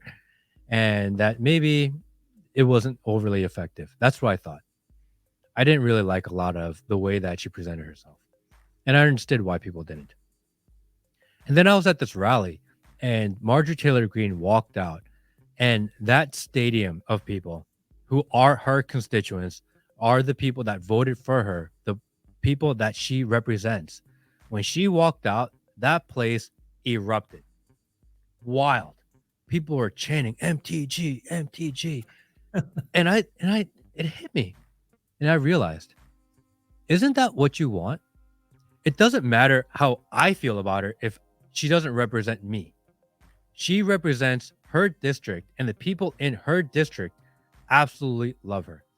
The people in her district, to them, she is doing exactly what they put her there to do, to stir things up, to throw some grenades, to be an agitator, to say things that are really polarizing.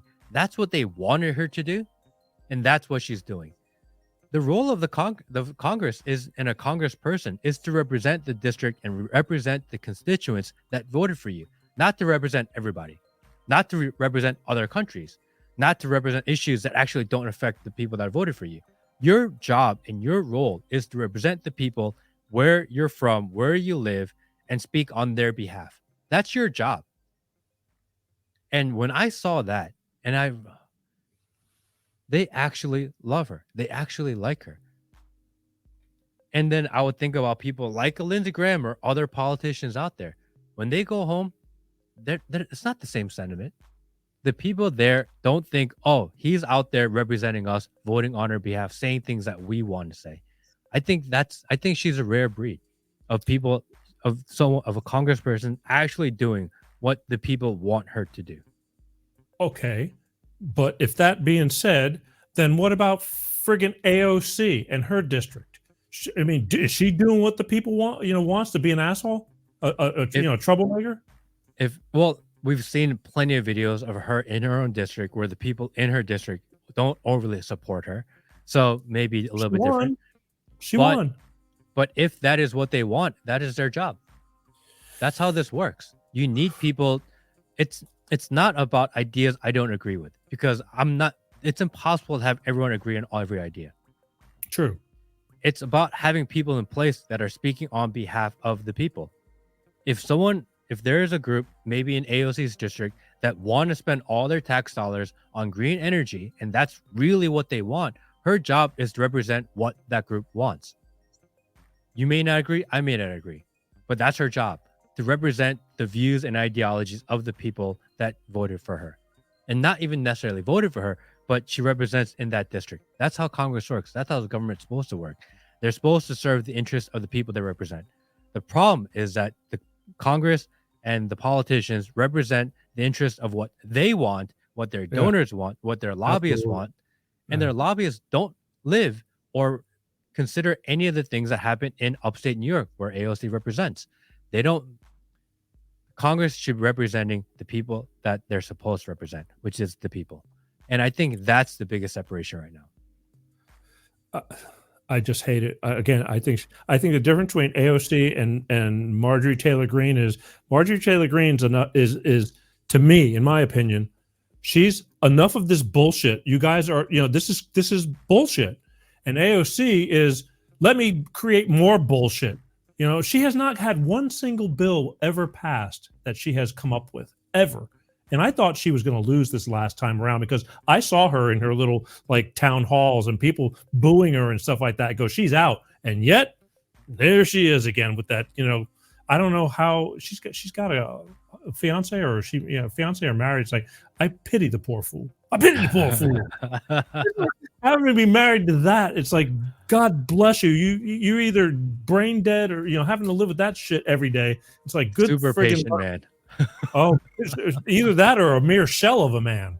That's all I can. Probably the latter. Yeah. Anyway, I just hate it. McConnell, all these career politicians, they're all rich, and I've got video right in front of me of Lindsey Graham several years ago gloating on how fine a man Joe Biden is. He's one of the finest men he knows, and now he's kissing Trump's ass. It's just, I just don't like it. And They're just so slimy. They're only out for their own better interest. They don't Yeah. care about the population. They don't care about the people they represent. And if at its core, if the people we elect to go to Congress to speak and make laws and legislate on our behalf, if they just did their jobs of what they're supposed to do, which again represent us, we wouldn't be in the place that we are. I think that's the core issue of it all. They represent other interests. They represent interests they care about. They represent the interests of other countries, obviously. And they just don't care about you. Congress hates you. That's so reassuring and warm feeling. Yeah. But again, this is our country. Here we are. And these are they're not our leaders. They're our managers, as Tim Kramer. I don't know if you're familiar with him. Kramer says, he was on the show a few months ago. I love him too, because he doesn't take any bullshit. and he, they're our managers, but they have forgotten and they've become our leaders, and it sucks. And it sucks really bad. They're supposed to be public servants.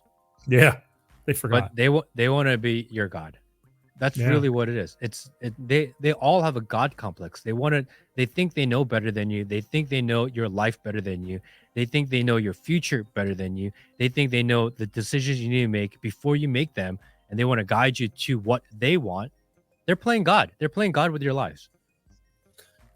I think for a lot of people, there are a lot of people that need, again, that you're right, need to be steered and just, but they're not making decisions either for that either. I mean, they're lining their own pockets. It's just, I've never seen so many people so rich, so many insider stock tips over the past 4 years. It just blows my mind, and nobody's going to jail for it. I thought my parents told me when I was growing up that if you were in government office, you had to relinquish your personal businesses and all that kind of stuff so it wouldn't interfere with this. But apparently, I guess that's not true.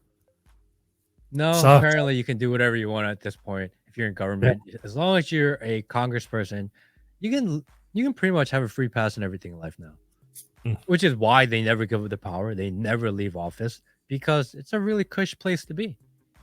I thought McConnell was going to finally, croak out or something, but because he's been in, and it's like, who votes for him to keep him in there? I don't even recall any type of race with that he's in. I don't understand how that works with him.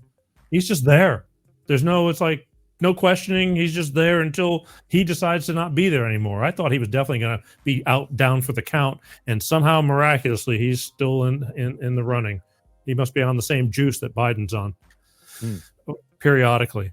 I want to shift gears again.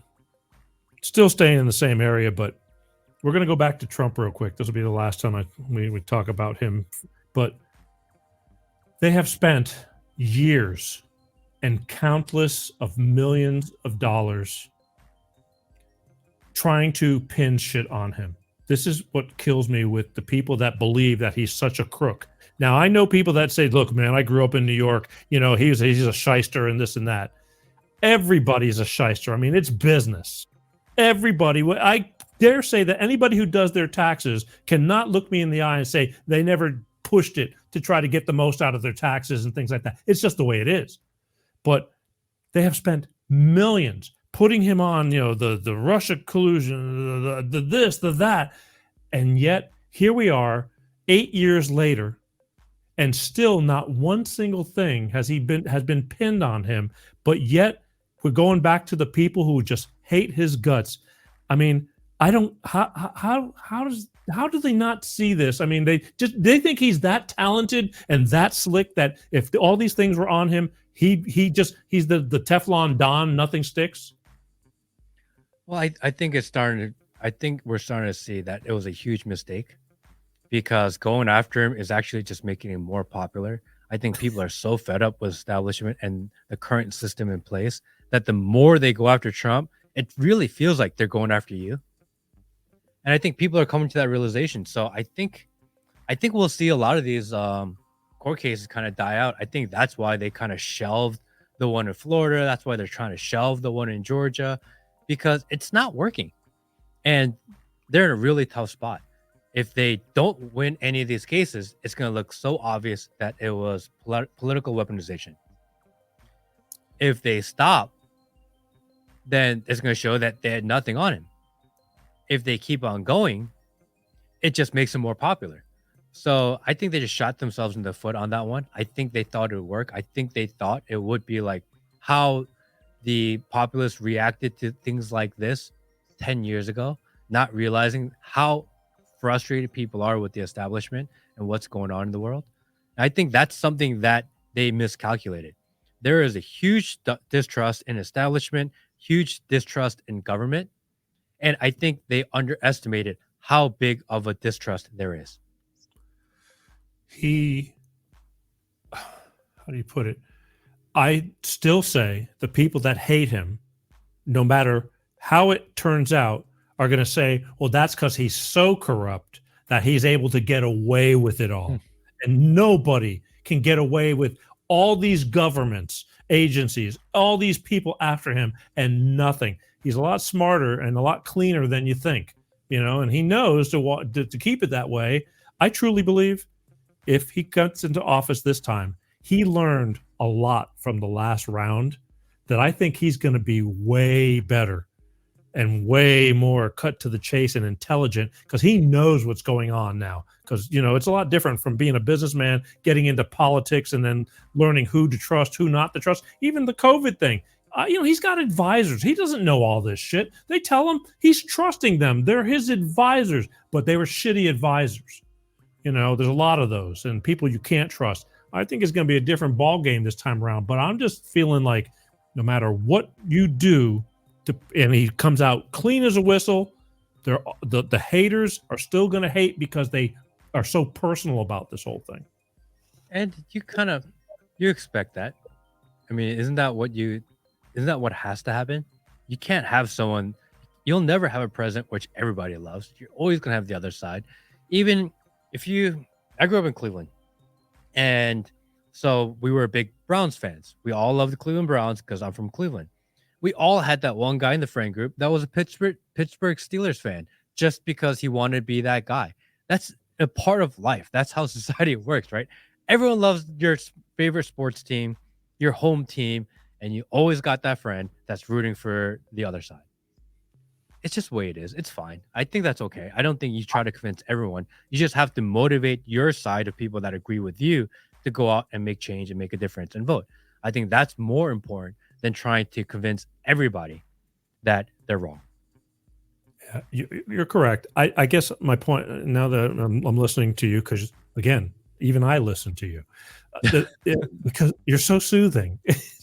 But I just don't want the division. I just hope that the people, because I'm telling you, I got these people. I remember there's one woman that I've known that's out here in California, and she was watching something that I did, and she says, Peter, if your daughter would hear what you're saying, and my daughter is in total agreement, and I did not influence her and program her. She's her own mattkim free thinker. I got really lucky with this one. She done her own observations, and she's got a grip on the picture. And I didn't answer her. I just leave it alone because I don't want to start shit with people that I love. And I didn't want to tell her. I said, my daughter's on the same page, and it wasn't me that told her. In fact, half of her, because my ex-wife had 2 children and previous, so she's got 2 half-sisters, and they're divided in those, ways of thinking. But I just want everybody to like, okay, that's the way it goes. We don't all have to agree on everything. Saw Bill Maher last night, and he was saying but there's a couple things we don't agree on, but there's 90 things we do. We never used to have to talk about this stuff years ago. That's why there was never these problems. But I just want everybody, I again, love, man. The biggest thing that I think this world is lacking nowadays, love. And it's hard. A good economy solves a lot of social problems. Yeah, right? It does helps. A lot of healing. It helps.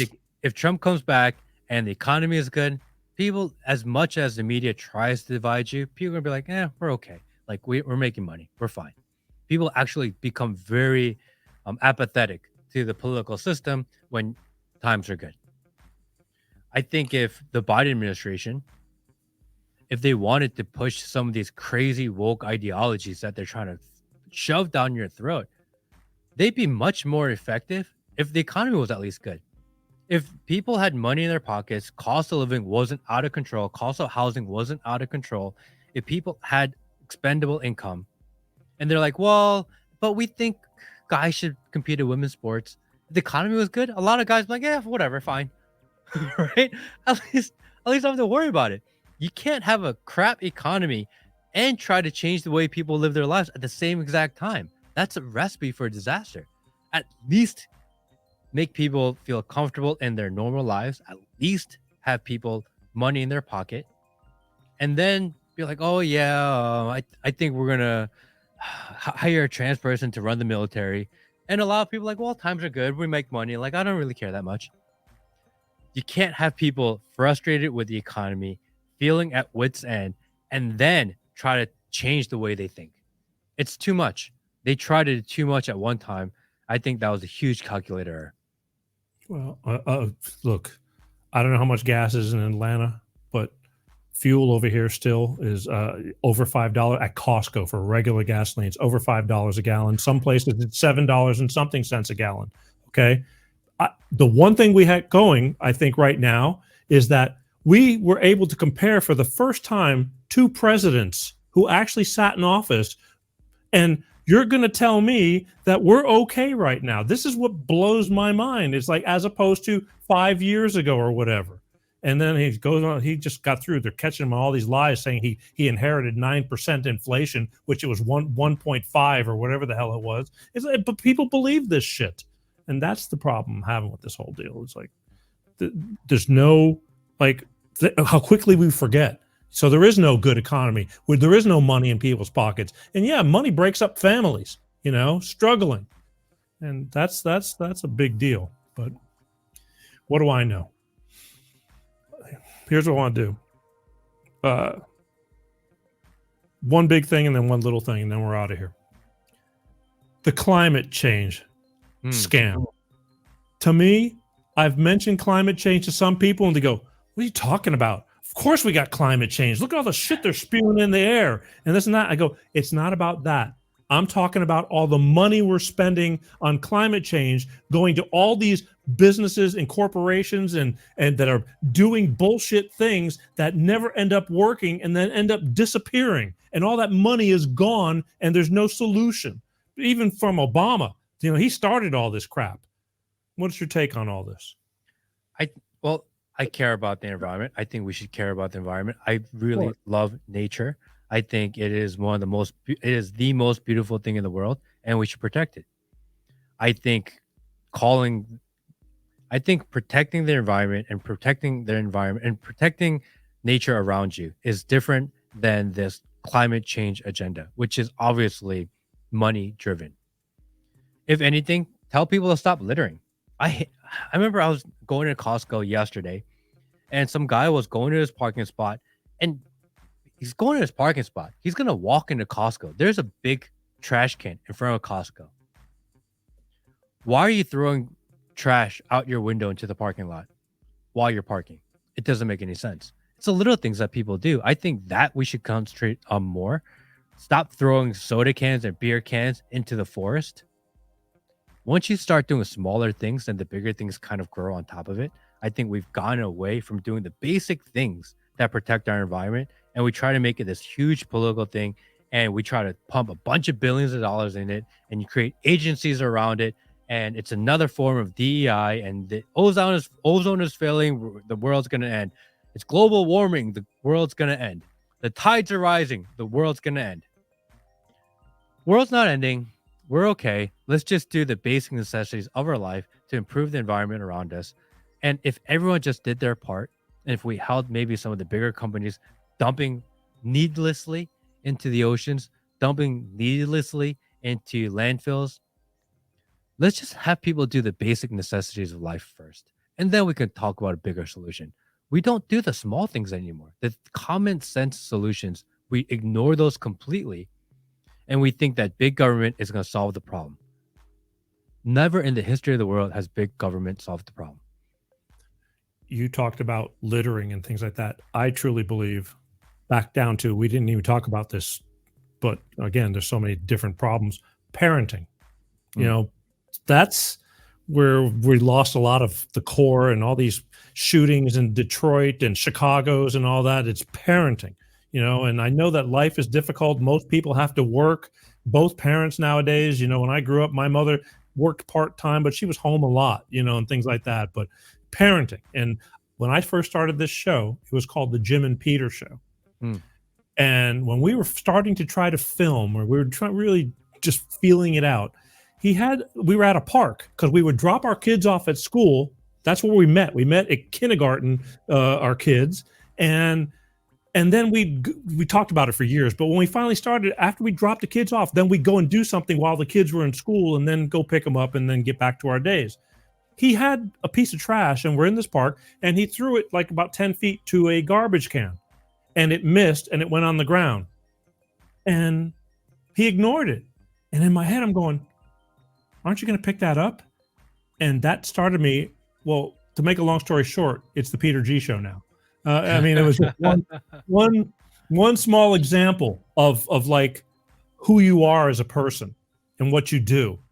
But never mind even the climate, and spewing with chemicals and this and that. We have people in our government that are getting all this funding, who the lobbyists, and they're funding this money and going, okay, we're going to, I'm going to give you that money. And they're getting rich on their companies and corporations and climate change, solutions and schemes that don't ever work. And then they just go away. There's not even anybody doing anything what's the last innovation in the past 20 years on climate change besides windmills that don't work and all this bullshit, and, and solar farms that don't really work?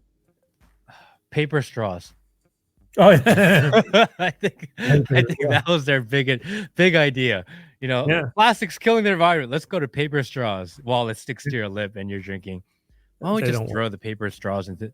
How much damage is a straw really doing? Just throw it out. Stop dumping it in the ocean. It's a better solution.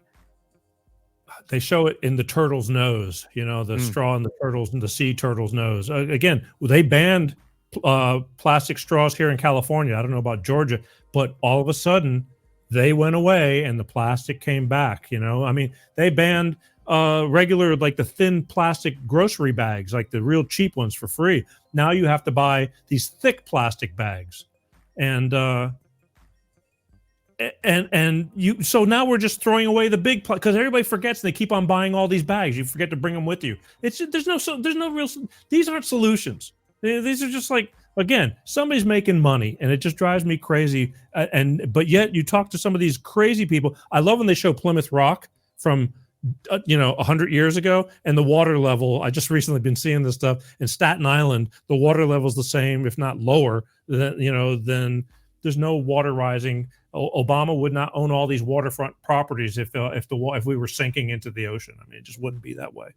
I think we just need to stop trusting and looking for the government to solve our problems. I think we need to stop looking for big corporations to solve our problems. I think we just need to be more internal about the things that matter around us. And if everyone just paid more attention to their own immediate environments and treated everything around them with just a little bit more love and care, I think that would solve a lot of the problems that we have. We just expect big government to solve all our problems and make the decisions for us. And the reality is that we have power to do it ourselves. I think people have gotten numb and lazy. They just got complacent. I guess that'd be the word.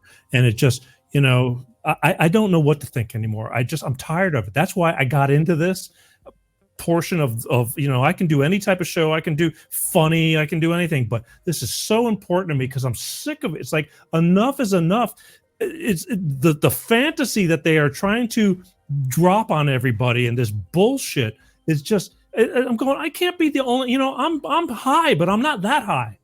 It's just crazy. So I've just had enough of it, and then I find people like you, and I go, you know what? Maybe you can convey the message to my audience, because it's so damn important, because again, of our children and just life. Well, I want to live to be a ripe old age if I can help it. And nobody wants to struggle. The biggest fear of all these people is getting old and not having nothing. You're living on Social Security, maybe, and it's not enough. There's nothing to go around, and now they're stealing from it. And I've been hearing that it's going to run out since I was in 5th grade. Still hasn't, but it's not right. I'm just sick of it. Enough is enough. I think we just need to go back to a simpler life. I think that's True. a lot of it too. You Spend think we more time can? with your family, spend more time with your kids, spend more time with your parents, your grandparents, your grandkids, whoever it is. At the end of the day, I've never met someone that's aging older and they say, damn, I spent too much time with my kids. Nobody ever says that. Every person, no matter what level of success you reach, the only regret that they have is, I wish I would have spent more time. That's everybody. Why wait till later? My daughter is very young and I make a concerted effort. Saturdays, I don't work at all on Saturdays, no matter what. I don't care who it is. I don't care what the meeting is. I don't do meetings on Saturdays because I spend time with my daughter, no matter what. Every day, I make an effort to spend at least 3 hours with my daughter. Like, not 3 hours of being in the same room, like 3 attentive hours. And those are very different. A lot of parents think that, oh, we're in the same room and I'm watching football and they're watching their iPad, so we're spending time together. No.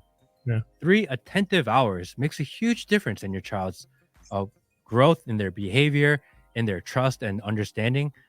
So I try to do the little things that it seems so obvious, but a lot of people don't do anymore.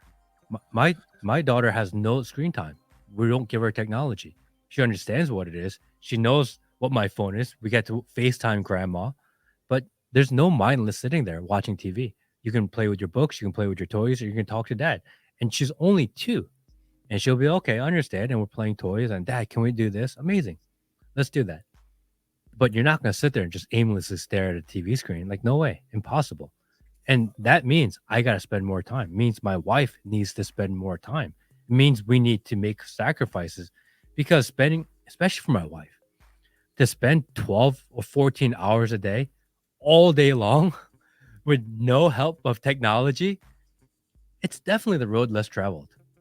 Nowadays, and I don't think there's any way to go back from it, but I truly believe you get what you put into that child. I mean, I've sacrificed. I rather make less money.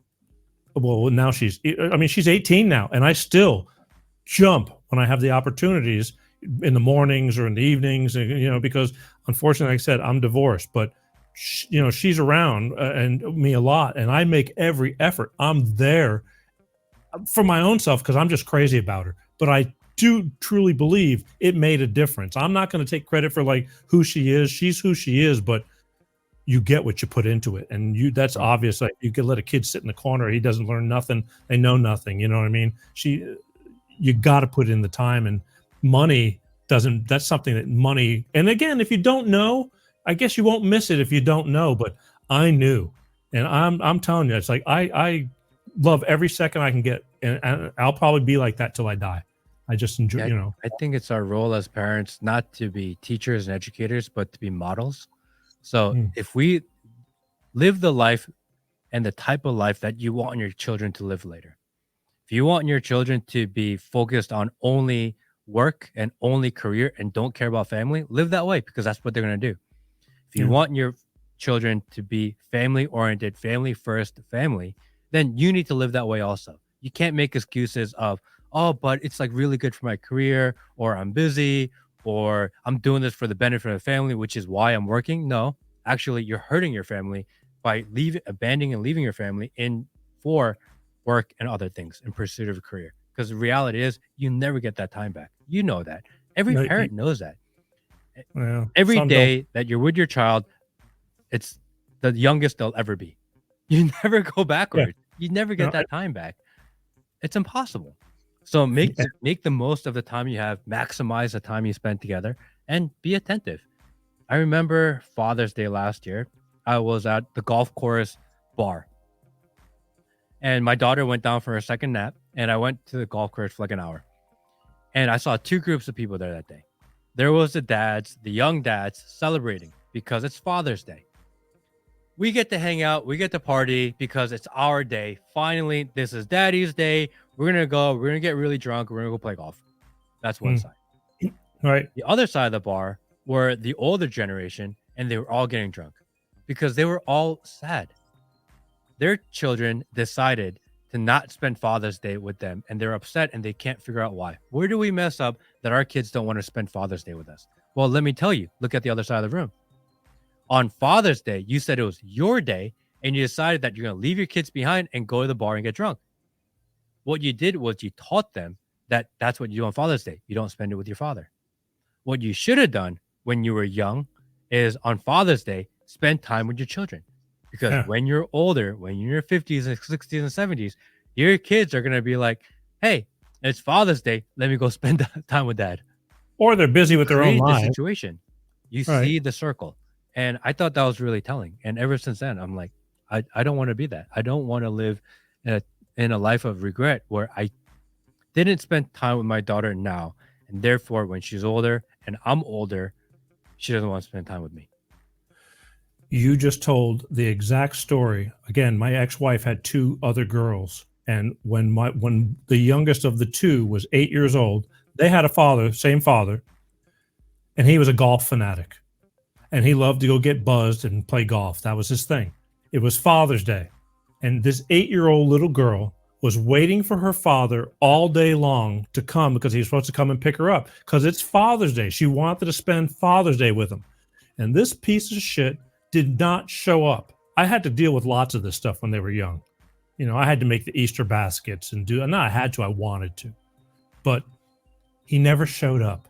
And I watched her face the whole day. She's waiting. And that was the exact same story. He was busy playing golf, getting drunk with his buddies. He's probably a great guy hanging around with the guys, but he was a lousy father. And, you know, kids are resilient too, to a certain respect. I mean, the problem is even when fathers or parents screw up, they're still their parent and they long for that love and they let a lot of stuff slide. They may not forget it, but they'll put it to the side. But it's just that kind is the kind of shit. I was never that guy, and I'd never, because when you have a kid, you got one now. This your first child?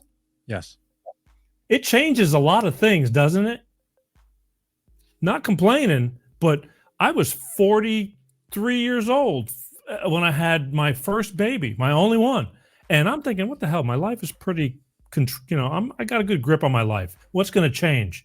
The minute she came out, everything changed. Your focus goes to that baby 24/7, 24/7. Right? Well, I said 24/7, 7 days a week. And some guy commented, he goes, "That you're being redundant." It's like, excuse the fuck out of me. Sorry. I mean, Thanks, guy.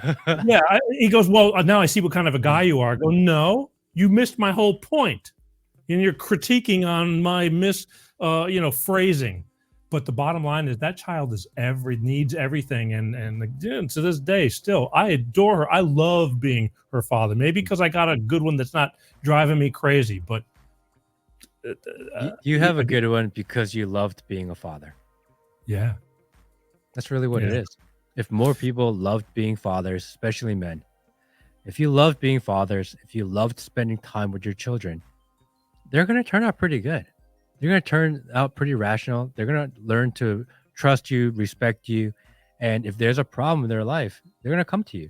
If you become an absentee dad and you ignore them, what do you expect they would do when they have a problem? They're not going to come to you. You've never taught them that you're going to be there.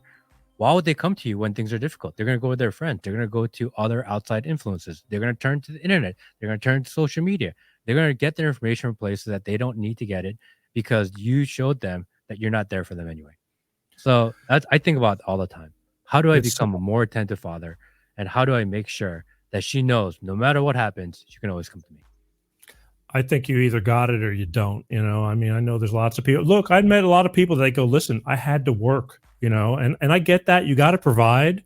But I also heard them say, yeah, I missed a lot of things, and you don't really know as badly as you know that you missed. You missed it, but I treasure every second of all those little things. I used to be lucky I was around during the week and I'd volunteer at school and the teachers would go, God, it's really great you can be here. We don't have many dads that come in because they're all working. Well, I worked. I was just able to not work when something went on. And I treasure every minute of being that guy and not trying to show off or anything. I just loved it. I love kids. I love their innocence. they could I be. think I have to work is a really poor excuse because unless you're working 120 hours a week and you're doing 3 full-time jobs to make ends meet, if that's the case, I get it. There's nothing you can do. If you work 40, 50, 60 hours a week and you have time to watch Sunday night football and you have time to watch Monday night football and you have time to watch Thursday night football, you have time to play with your kids. If you have time to go home and the first thing you do is you go in the garage and crack a beer, you have time to spend with your kids. If you have time to go out and play a round of golf with your buddies or whatever, work on your car or whatever hobby that you have, if you have time to do that, you have time to play with your kids. If your life is literally 120 hours a week of work, 7 days a week, and you don't have time, there's a conversation there. If you're not that guy working 120 hours a week, 7 days a week, you had time. It's such an excuse. It's such a cop-out to think that your football game was more important, that NFL playoffs were more important, that the NBA playoffs were more important. They're not. They're just not. Selfish. I think that's the big deal. You have to give up. You have to give up yourself for quite a while in order to mold that, to be around for that child. And I think a lot of people are selfish. They need their me time, and I think everybody needs a little time, but so do they. They overrule the whole deal. And I don't know. Everybody's different. I don't judge people by the way they're, because they could have had bad upbringings and things like that. I was very fortunate. My parents were pretty normal. I got my ass kicked. I mean, literally beaten when I was, because when I was out of hand, but I turned out okay. I mean, it depends who you ask, but, but it's just life. And I think this whole thing, which brings us back to this, is the family unit is so endangered nowadays. And this, I truly believe, is a big part of why we're in this big old mess, because there's no unity and they're working really hard to make it even worse. I mean, you can see it. They signal it from the presidency and the administration all the time. Joe Biden will come out and say, we're doing this to protect our kids. No, they're not your kids. They're not our kids. They're my kids. They're not your kids. They're not our kids. They're my kids. But they say it all the time. It's our kids. No, they're not our kids. It's my job to raise them. It's my job to indoctrinate them. It's my job to tell them how to think if I choose to do so or what to believe. It's not your job. Definitely not your job. If anybody's job, it's my job. And I think we need to clarify that. They want to take over raising your children. And a lot of parents, well, we're busy, so the government has a free program. Let me just allow them to raise my children anyway. No, I think that's a huge mistake. You raise your kids. They're your kids. The government doesn't care. They don't want to do what's best for them. They don't have their better interest in mind. They just don't. They don't at all. Raise your own kids. That's the only way this works. We sat in front of the TV a lot when we were little kids. I mean, back in the day, but there was still a lot of parenting that went on, and now and I get it. Life is, it's not the same life. It's just not. But you still the core is still the core, and you got the right idea. And I thank God every day for the amount of time and that I'm that guy too. I have no regrets. And most everybody that knows me, they all know I have a daughter. They all know, how much I care and things like that, because I'm very open about it, because it's really important to me. Yeah, I brought a child into this world, not to just, leave her to fend for herself. And it's like, which a lot of people do. It's sad. It's just really sad, but that's life. All right, look, I got one quick thing and then I'll let you go. I appreciate all the time you're giving me, but there's so much that I'm going to leave off the table for, I hope, another time. But I saw, because once I started digging into you, I started seeing what's going on. And to me, it's like, I was just floored. I saw that back in December, you had Tucker Carlson on your show. Yeah. It's like, holy crap. I mean, that's strong. Although I know lots of people that can't stand him and that's their problem, but that's strong, dude. That's friggin' awesome. Tell me about that. Yeah. They just kind of found me one day. I think one of his friends was sharing my content with him. So again, the power of the social share, because you never know where your content's going to get to. So I didn't reach out to them. They didn't. The bookers didn't find me. One of Tucker Carlson's friends started watching my content and said, "Hey, Tucker, my good friend, you should check this guy out." And that's kind of how that happened. And ever since, we've been in a little bit of communication. Hopefully, get on his show sometime soon. But it's really the power of the social share. That's really what that does. Is that if someone watching this shares this video and this content and this channel with their friend, that could send it to another friend, which will eventually circulate throughout the world. And you never know who gets in front of it. True. But that's, I mean, you know, I look again on my Facebook stuff. I know people that can't stand him. They think he's a freaking raging idiot. I beg to differ because I feel they got the blinders on. That's my opinion. The guy's got balls, big ones, and he speaks the truth, you know, but yet you got the opposing side that think he's a fucking idiot. And I'm going, I don't understand what you're thinking. But again, there's the, you know, free will, but there you were. And, you know, what did you guys, I didn't get to sit and listen. I didn't have enough time, but I mean, so how did you end up talking to him? I mean, so he watched you, but he came on your show? Yeah. So he came on my show. It was right when they were rolling out the Tucker Carlson network. And I don't know how he chose to come on my show. I have to be the absolute smallest show that he did during his 1 week of going to other people's shows. So super grateful that he did that. Yeah. I find him incredibly genuine. I find him incredibly honest. I think he really does believe that what he's doing is for the betterment of society and of the country. And I think for myself, as I mentioned very early on, person's intent and whether or not they're genuine is probably the most important thing to me. I may disagree with you, but if you believe what you believe and you honestly believe what you believe, we can have a conversation.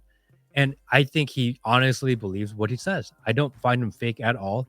We've spent a lot of time ever since that interview.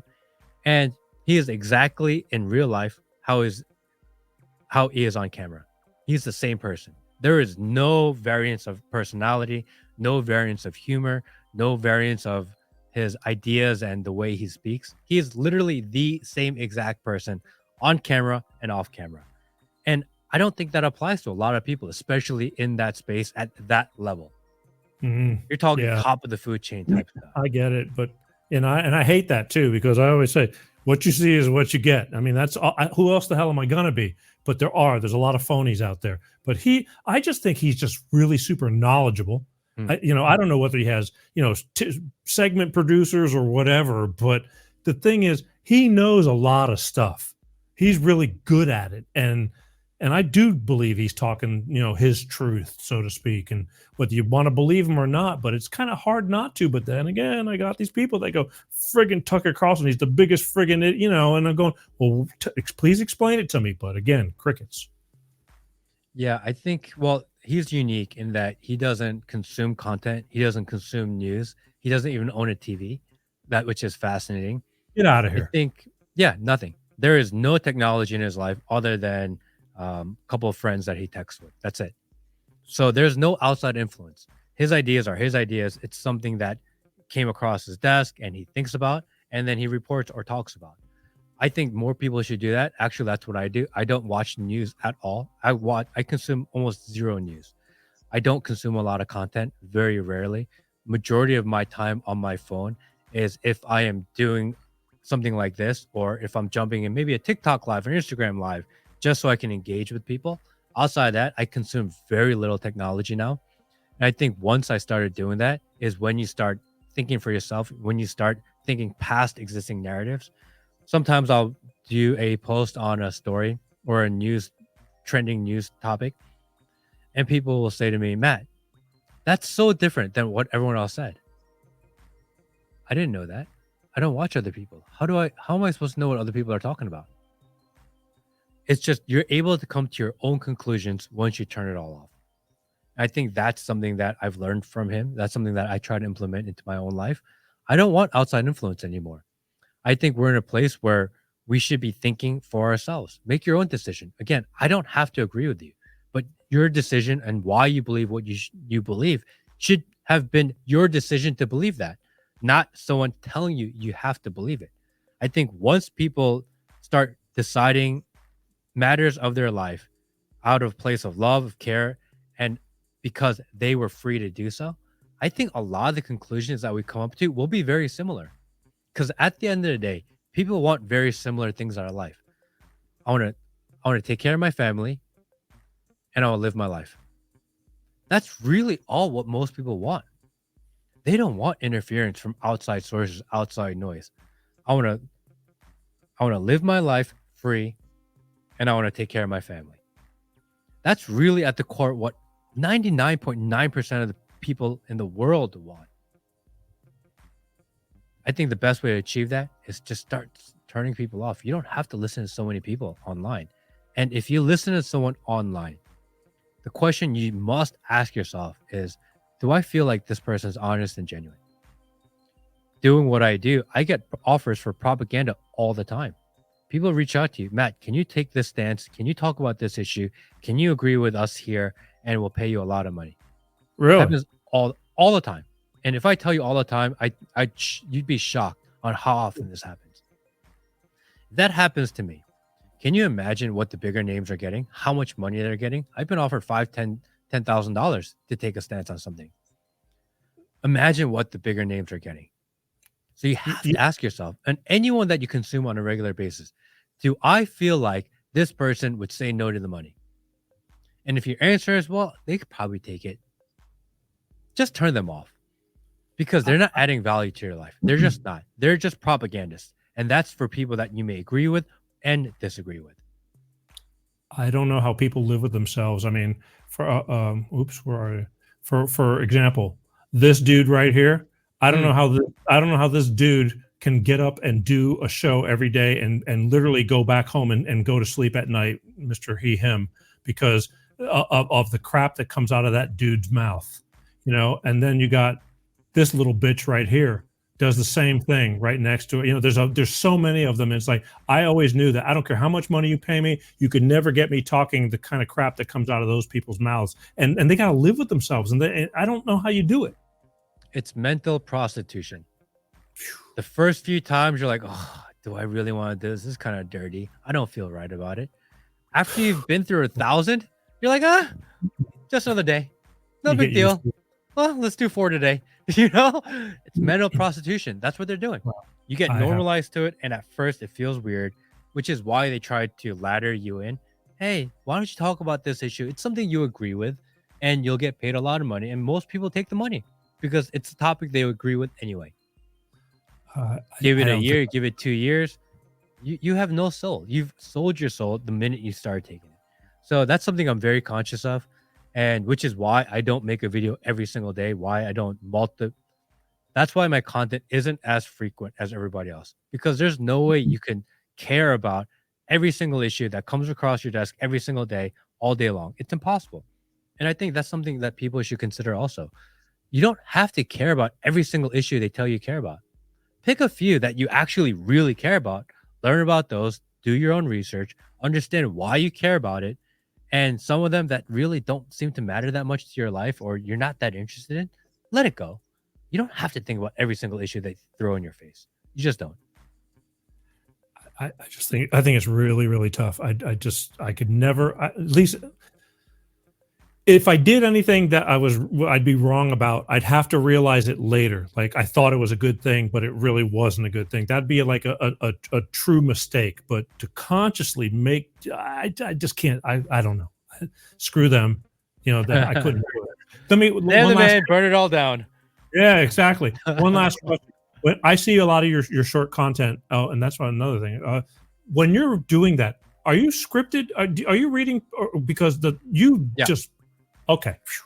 I'm going. Yeah. So I like to write down my ideas. It keeps me concise because I have a habit of rambling on live. You're not like me.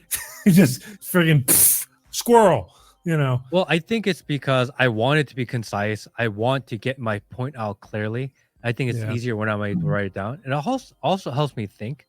So if I'm writing down my idea, does this even make sense to me? If it doesn't make sense to me written down, it's not going to make sense to someone reading it or listening to it or watching it. Yeah. So I'm trying to make it as consumable as possible, and I also don't want to ramble on for no purpose.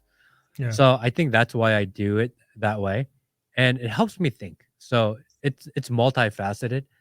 Every time I put out a short clip, I'm very conscious of the structure of it. So the first 5 seconds or 3 seconds, it's a hook. How am I going to convince you to watch the other 2 minutes? I have 3 seconds to prove my case, to get you involved. After 3 seconds, I have to provide value. There has to be meat to the video. I have to provide something that makes you think, learn, whatever else, report on. And at the end, there has to be a psychological payoff. Something that makes you stop and go, huh, or make you question, or make you incentivize you to get in the comment section and get involved, or maybe even just make you pause and think, or laugh, or chuckle. There has to be a psychological payoff at the end, because if you don't pay them off at the end, the next time they see your video, they're not going to watch it. If they know they're going to get an emotional or psychological payoff at the end of the video, next time it comes up, they're going to watch it because they want that some sort of endorphin hit at the end. So it is very calculated. It's just something I came up with naturally. I call it the hook, meet, payoff. And I think that's my formula. And I think it's important because, again, you're almost psychologically incentivizing people to watch your video. And if you can get them that payoff at the end of the video, they are more likely to share your content. It's obviously working because, again, I like it. But I had to ask. I said, God, I said, can he hold all that in his head? I bullet point and fly by the seat of my pants when we do the show because I like I like the spontaneity. I don't like too much structure, although I do need a producer to keep me on track because I get sidetracked a lot. I have my good days and bad days, but pretty much, again, what you see is what you get. It can only get better from here. But you, my friend, when I watch all your clips, they're just precise, and I'm going, man. I go, he might be that good, And I go, or is he reading? Because I go, how can he retain such? It's just structured really nicely, and that's why you are who you are, and that's why you've got the club and the fans that you've gotten, and it's gone, and it's really paying off. I want to tell everybody. If they want to find you, am I correct that they can find you? Is that the best place to find you at, like Matt Kim Podcast? You can find me there. I'm on pretty much all the platforms. So I'll be on TikTok or Instagram. Instagram is probably my biggest platform. On X, I stream on Rumble. It depends on what your preferred way of consumption of media and content is. If you like TikTok, I'm on TikTok in a very TikTok-y type way. If you like Rumble, then that's where we stream. We have more of these types of conversations because that's what the platform is for. If you're on YouTube, good luck because, YouTube is tough. Yeah, we'll find out.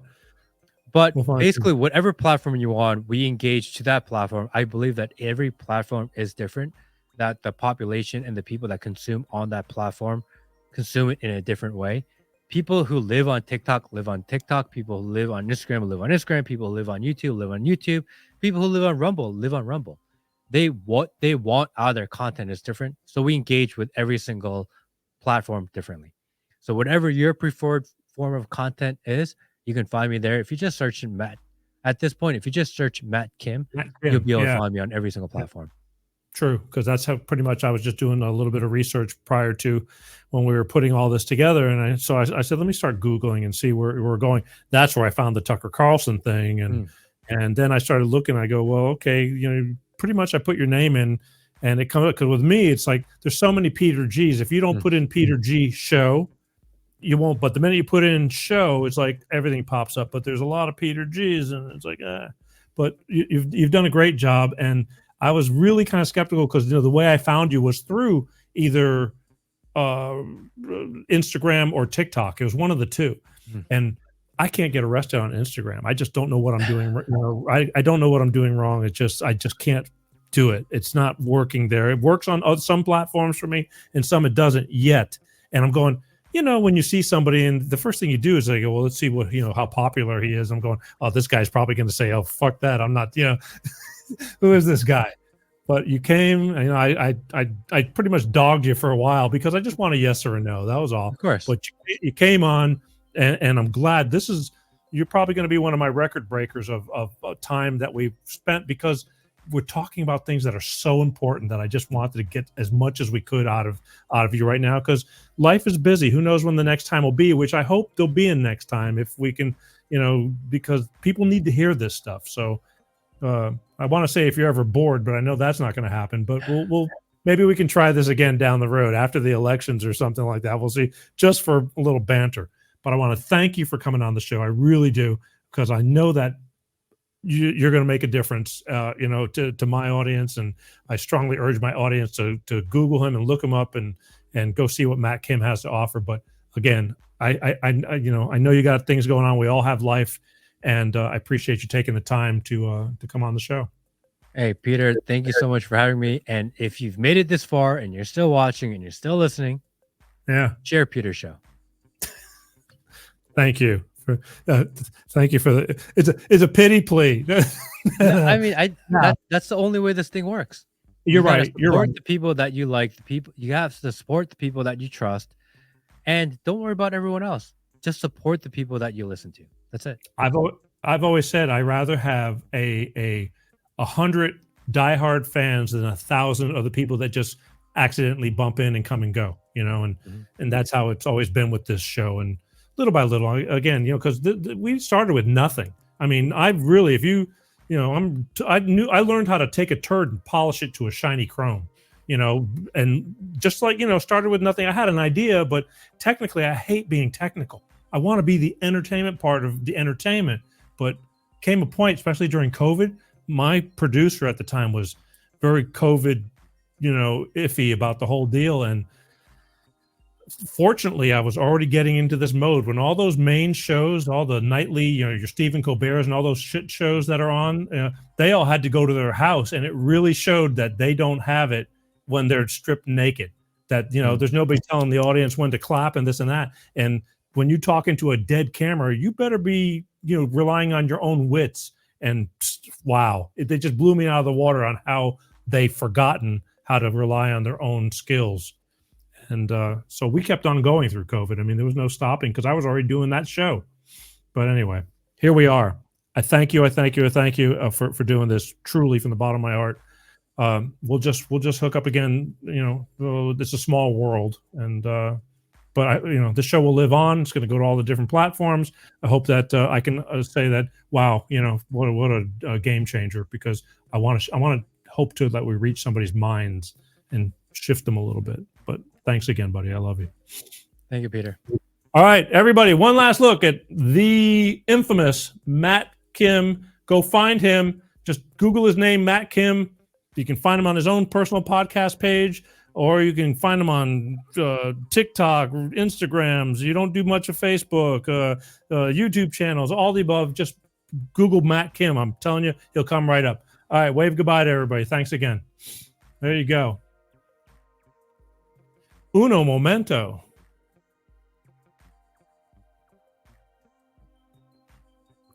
Ooh. Wow. As Matt said, if you're still watching or listening to this show, give yourself a pat on the back. I think we're about broke the record as the longest running show, because I've done a lot of long shows because I can. Nobody's really telling me what to do. It's going to be hell if I ever have to be pressed on an hour show that only has 40 minutes of content, but I'll get used to it. Anyway, I hope you enjoyed Matt Kim. I knew he'd be a plethora of information and a great delivery on the things that we were talking about. I do want to remind you again, like he said, please support, subscribe, follow, like, share.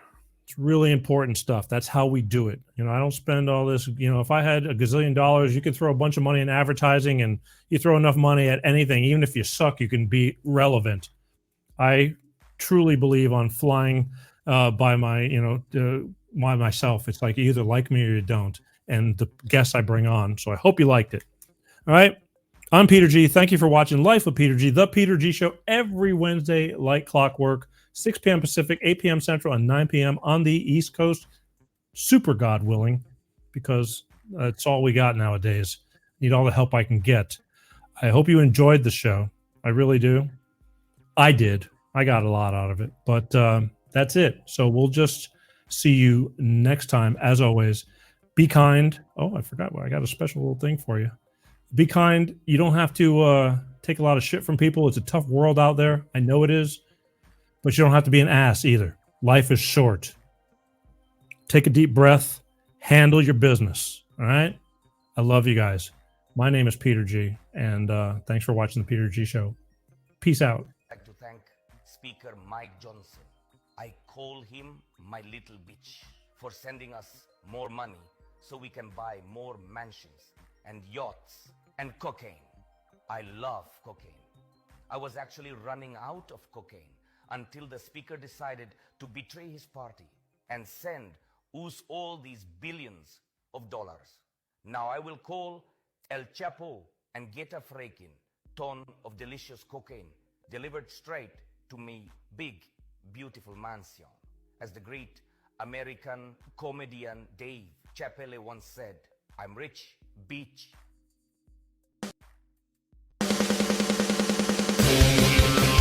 Peter G Show, Peter G Show, Divorce Dad.